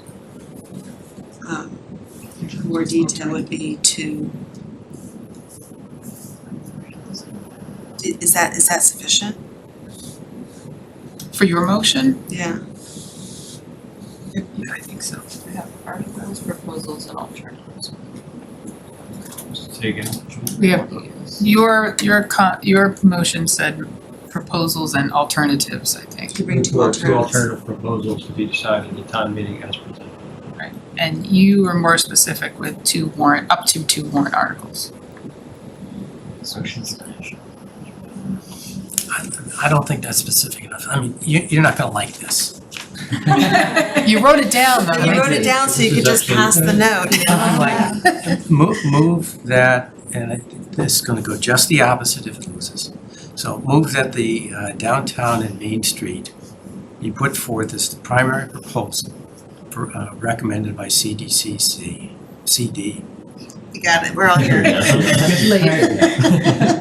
But if not approved by, fill in the blank, the secondary proposal by CPDC is section 80A to be voted upon by, fill in the blank. I think, my opinion, just I think the original motion maybe is a bit more clear, like 2 alternatives up to 2 articles as deemed necessary by. 2 alternatives. Oh, what about 2 alternatives through up to 2 warrant articles? Through up to 2. Sold, I That's a second lot that. of prepositions. Oh, Oh, second is, yeah, bring 2 alternatives through up to 2 warrant articles okay. to Like comply 1 to with 2 MBTA articles. communities. Did you get that? Because nobody knows what was just said. I know what was Think- No, I'm teasing. No, I'm just teasing. Let's present 2 alternatives. Tom really wants to nail down which one we're bringing forward as the first one. But I kind of feel like we need to have that conversation with Alan. Yeah, I don't How think do we we need do to have that that? And conversation then- now. Yeah, No. I also feel like I feel like we're going to have consensus on which one to bring forward first when we have to make that decision. Yeah, I think you're pretty close to having to make that decision, Yeah. you know? How do we make But this, you run out when of do we make runway. this decision? Can we, okay, do we vote on this and then, I think so, right? I seconded it. You did. Yeah. Okay, somebody read it again. Any further discussion? Who has the motion to be read? Please. Motion to recommend up to 2 alternatives through up to 2 warrant articles to comply with the MBTA communities as presented. You seconded, John? I did. Any further discussion? Hearing none, we'll do a roll call vote. Start with John. Yes. Tom? You're getting a slow response because it's conditional. I'm worried about the second half, All right. but yes. Heather? I'm gonna say yes. Yeah. Hillary? Yes. John? Yes. Are all CPDC votes roll call, please? No, PDC No, because he's by remote. hybrid. Because he's remote, okay. Yeah. So can we please talk about the process to Right. actually make a decision here? So, right, if an answer is deemed necessary by Tuesday, I guess would it be fair for me to reach out to chair and vice chair? Decide, or do we need to decide as a board? Well, is that motion enough for Tuesday for the warrant, for getting something into the warrant? The only one is the warrant article. I think we could- Any of this We could add a second warrant article there as a potential placeholder and just say, that, you know, the language is still being worked on. I think that's okay. Okay, But the real issue is to get John an answer from the moderator as to how this thing gets presented. It's really to Isn't respond that to really? it's respond to It's his 1 or objection. 2. He's responded and said it's an objection, I just like to hear it. Briefly respond. I think I don't know that I wouldn't categorize what he said as an objection so much as a preference and a caution, a right. caution that we don't want it to be reconsideration, so. Correct. so do we need to schedule a committee discussion with Alan on this? You can ask Alan to come, or you could ask the chair to talk to Alan. Or John, you can John, talk to Alan? I'd be happy if you talk to him, you understand what I'm. Sure. Yeah, I completely understand. I think that's, I'll do that. that would be super. Delegate that to your chair. And then based on what John and Alan discuss, we have to decide what we're putting forward as either the sole proposal or the first proposal. The agenda. Cpdc. Two thoughts. One is if it's only one proposal, right? If if we need to hone it down to one, I think don't we have a little bit more time? Yeah, what's the time I frame mean, on that? not more time, not a ton of time, but like, that's not tomorrow, right? That's right. I mean, like, do we have like a week or two? What's on my mind is that staff is also poised to offer educational sessions. And we wanna do those well, so that people come to town meeting prepared. Yeah, Well, and it's going to FinCom on the 9th, okay. it's a week from, Uh, not next Tuesday, it's 2 weeks from Tuesday. Yeah, so it's a week after 10. And my personal preference, if I'm squeezing in another meeting, is like you have a regularly scheduled meeting on October 7th. It has one agenda topic on it, two agenda topics, but one's like that this could probably fit in under there. I think I could 95% there, it feels like, on both articles or both bylaws. It feels like we could wrap that up that night. You could have the plan, you could have the bylaw language, you'll have your answer from, Right. well in advance from the moderator. Right. And then this board can, whatever the pleasure of the board is, you know, to answer those two pieces. So I think that's comfortable I think so. with thread. You guys are good with That works. That works for me. And that gives the Board of Select Ed L what they do. time to do everything they do. Don't they meet like, what is it, the first Tuesday or So something? right, all they need is something on the article, which the motion you just made should get us towards. Just close the warrant. Okay. You just need enough to put a warrant article, that idea. Detail. And then we have to notify the boards and so forth, and it will go to print. And so on that schedule, it'll hit the print. You know, so. So, or, you said October 7th? Is that what? That's the next meeting. Right, so there is some cleanup on the first bylaw. Yep. Not much, right? I mean, a little bit more scrubbing, right? But I think all the questions were answered and all the topics discussed. I don't recall any open items on that one. Neither do I. And There were some open items on the 880 proposal, right? Height, coverage, setback, right? So we still need to work that out a little bit. And then, so I think that would be a topic of some discussion. And then, you know, as Heather mentioned, we've got either maybe, right? Well, we definitely, right? There's going to be which one is first or which one is only, and you know, we need that. We need to have that discussion. Yep. One thing that will come out of here, I think that I guess in my knee-jerk reaction is which one is bigger, right? In terms of more unit capacity, to me seems like the one that makes sense to go first. But I'm just putting that out there, right? We can talk about that on the 7th. Andrew, will we need reasons to identify number one? Usually on a lot of approvals, you need to state I the think- reasons for. right, an open conversation of just what you feel makes sense process wise. Okay. That's tonight's agenda. Does everybody, Tonight's will everybody agenda. be here on the 2 7th? motions left. And you wanna stay till midnight? I've done it before. No, I don't really want to Feeling tonight, pretty but. So we have to continue this Yes. again. So motion to continue the discussion The till public hearing. October. Public hearing. Public hearing on the MBTA communities till October 7th. Second. All right, further discussion? None? All right, roll call vote. John? Yes. Yes. Tom? Yes. Heather? Yes. Hillary? Yes. John? Yes. Motion to adjourn. Oh, motion to adjourn?